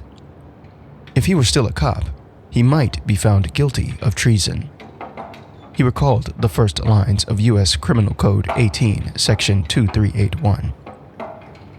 Whoever owing allegiance to the United States levies war against them or adheres to their enemies, giving them aid and comfort within the United States or elsewhere, is guilty of treason and shall suffer death. Rodan scoffed. Suffer death? I was already a dead man. The thought of the others popped into his head. Lee, Noe, and Jinhua. The now deceased Kyler and his crew. In his flight away from Lee's mansion in the middle of their fight with Silas, Rodan made no attempt to look back and check on his former comrades. He had only hastened to a designated rendezvous point Janus had arranged for him behind the house, outside of Lee's property. From there, with great effort, he climbed over the relatively low wall, then entered the waiting auto car. As it transported him south toward San Francisco, Rodan attempted to rest. Between passing messages to Janus, still performing his serious duties, so as not to arouse suspicion, and the unexpected sex with Noe, he was beyond exhausted. Even so, he found himself unable to completely relax. Images of his lifetime friendship with Lee, Noah's nakedness, her trusting gaze, and tender caress bombarded him. The pictures forced his eyelids open, robbing him of peace and rest. Alone, his muddled thoughts as his only companion, he reminded himself why he had followed Janus.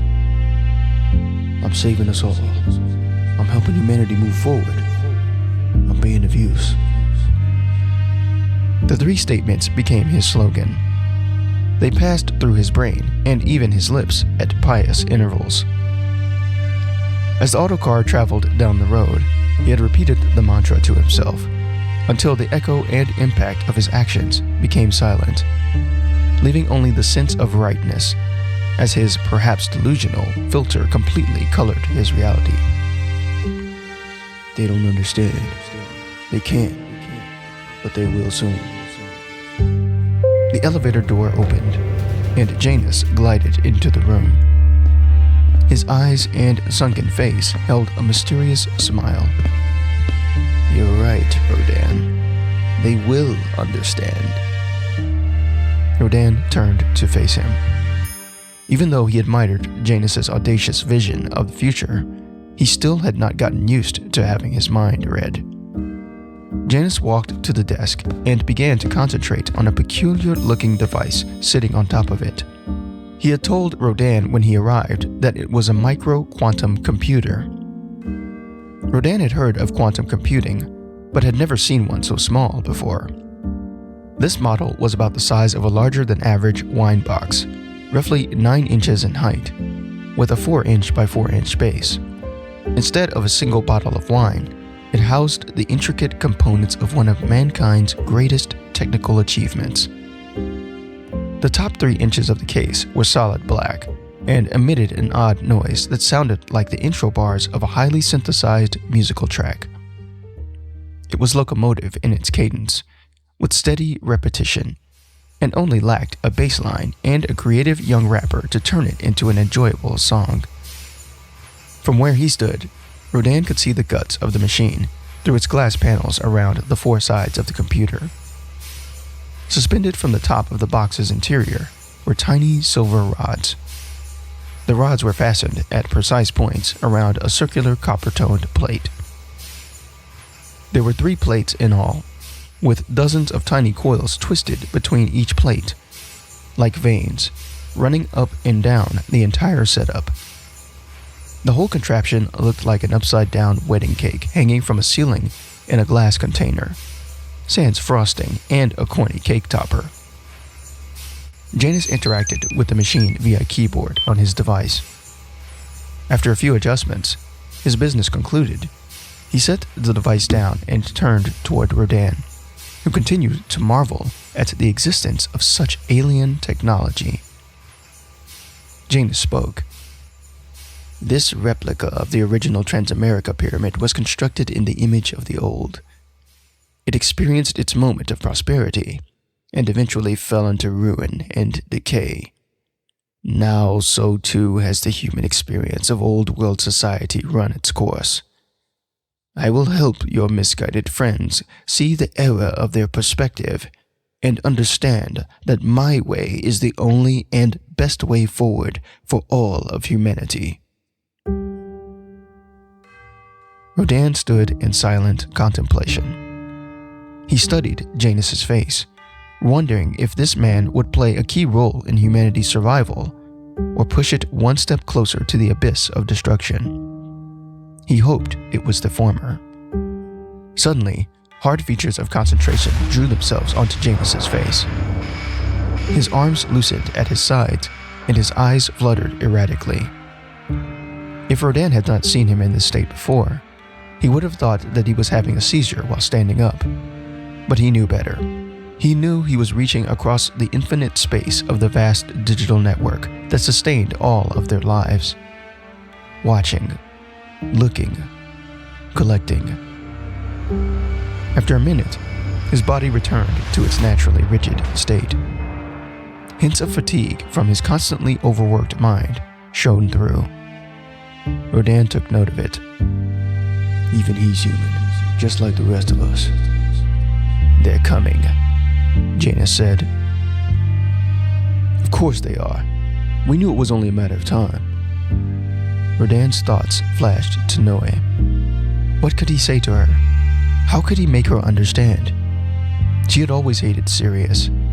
It seemed like it would be impossible to make her see the big picture and the role that the organization could play if the model were adopted by the entire planet.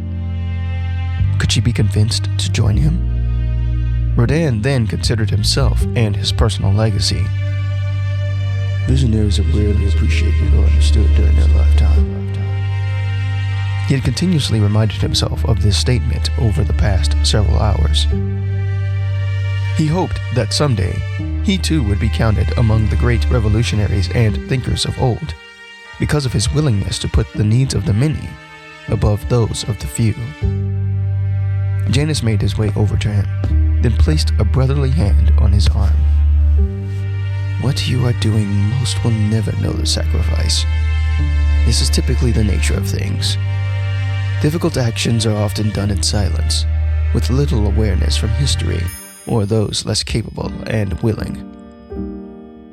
Rodan let a great sigh escape his lips. I know what you're saying is right, and what we're doing is right as well, but I don't want to hurt them. Nor do I. Your friends are some of the finest minds that I personally know. Were they willing to submit, they would make excellent leaders in the new society. Barto, my old friend, could you join me? Would you join me? Janus stepped away, yet pierced his eyes toward the empty sky outside of the large windows of the tower, allowing the very human weight of his years to show on his face, though Rodan did not see it.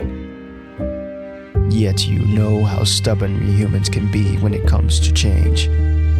We will cling to, fight, and even die for causes and organizations that we don't fully understand or even care about, just to fulfill our biological hunger for connection. Often, it's motivated by connection to another human. But a long-standing entity like an organization, highly advanced AI assistant, or even a pet will be a worthy object of our attention. That is what they fight for now. Why they come to kill us. Yeah, it is. Do you think we can convince them without manipulation? It will be difficult, but I have faith it can be done. I want them to willfully join us. A strong mind is more effective if it is consciously engaged. Rodan considered his statement, thinking of his own actions as an example. What about Jinhua? You said yourself she was more powerful than you anticipated. She was able to undo the digital and physical enhancements you gave to Silas after all. And you said they had a cyborg kid that helped them in the fight, right? You think they'll both be a major threat? The cyborg boy is of no concern to me. Machines can be easily dismantled and corrupted, Janus said without feeling, as if he were stating a widely known fact. But the girl... He raised a hand to his chin. Rodan only knew that he was thinking. He showed no outward sign of distress. Indeed, she is certainly more powerful than I was at that age. She has even been able to mask the signals for her own and the chips of her companions. I cannot see them now. He walked slowly toward the quantum computer. It was still producing the synthetic musical sound at metronomic intervals, providing background music to their talk. He checked something with the computer again. Rodan had no idea what it was, but after another minute, Janus was done. Then, Janus picked up his device again, muttered a few commands, and pulled up a holographic image of the building's ground floor. The only activity on the display were his best Limnic human and mechanoid troops, preparing for the inevitable confrontation to come. Satisfied with the position of his forces, he closed the map, then turned once again to Rodan. Jinhua may be the final key for my evolution. Why did you help her discover her power? Rodan's tone rang with controlled bitterness. Because evolution often requires sacrifices, even at the expense of those we love. Sometimes even at the expense of self. Lily. The image of his beloved floated unsolicited to his mind's all-seeing eye. Janus let it float by as if he viewed dead autumn leaves floating down a river. It made him think of death in its poignant simplicity. I think they're here, Rodan said. In his moment of reflection, Janus had not seen him pull up his own badly outdated California state-issued laptop. Even with the weak camera, he was able to see the city blocks surrounding the building. An unfamiliar navy blue van had pulled into a long abandoned alleyway on the east side. When one of its doors slid open, he noticed Noi's chestnut hair drawn into a tight ponytail from the awkward angle of the camera. He caught a glimpse of the hardness of her facial expression, the same expression he had come to know so well during the time they had worked together to take down Limnic. How to make her understand. Will you listen? Will you try to see things a different way? Will you forgive me? He knew the answers to those questions, yet he still wanted to try and reason with her. Lee exited the van, along with Jinhua and the cyborg boy, Daniel. They had brought a small fighting force with them. Weapons, tech, the works. Even a few of Kyler's troops had survived and were willing to fight for their now deceased commander. Seeing them all there, performing last-minute checks of their gear, weapons, and communications, Rodan thought of his longtime friend, Li Ma. Old friend, you've always been so loyal. What can make you understand? In the low-quality image of the screen, Lee's eyes found the camera. They stared right at him, through him, penetrated his flimsy excuses for his betrayal. At least that's what it felt like. The guilt almost outweighed his desire for the very survival and future of the human race. He cut the video feed and walked toward the elevator doors. Adjusting his body armor, equipping his weapons, he took one last look of the view from the top of the tower. From his vantage point, it was only a steel gray sky and nothing else. The early evening sun was nowhere in sight. His eyes fell on Janus's back. He too stood in silent meditation, peering at the same scene. This is how the future of humanity has always been written, by people who could not see the entire view and only hoped that something was beyond their limited sight. I'll go meet them now, Rodan said. Janus waved his hand in response, eyes still focused outside. The elevator doors closed with a definitive slam. All have their part to play on the evolutionary stage. Rodan, your role as the insider is more valuable than you know.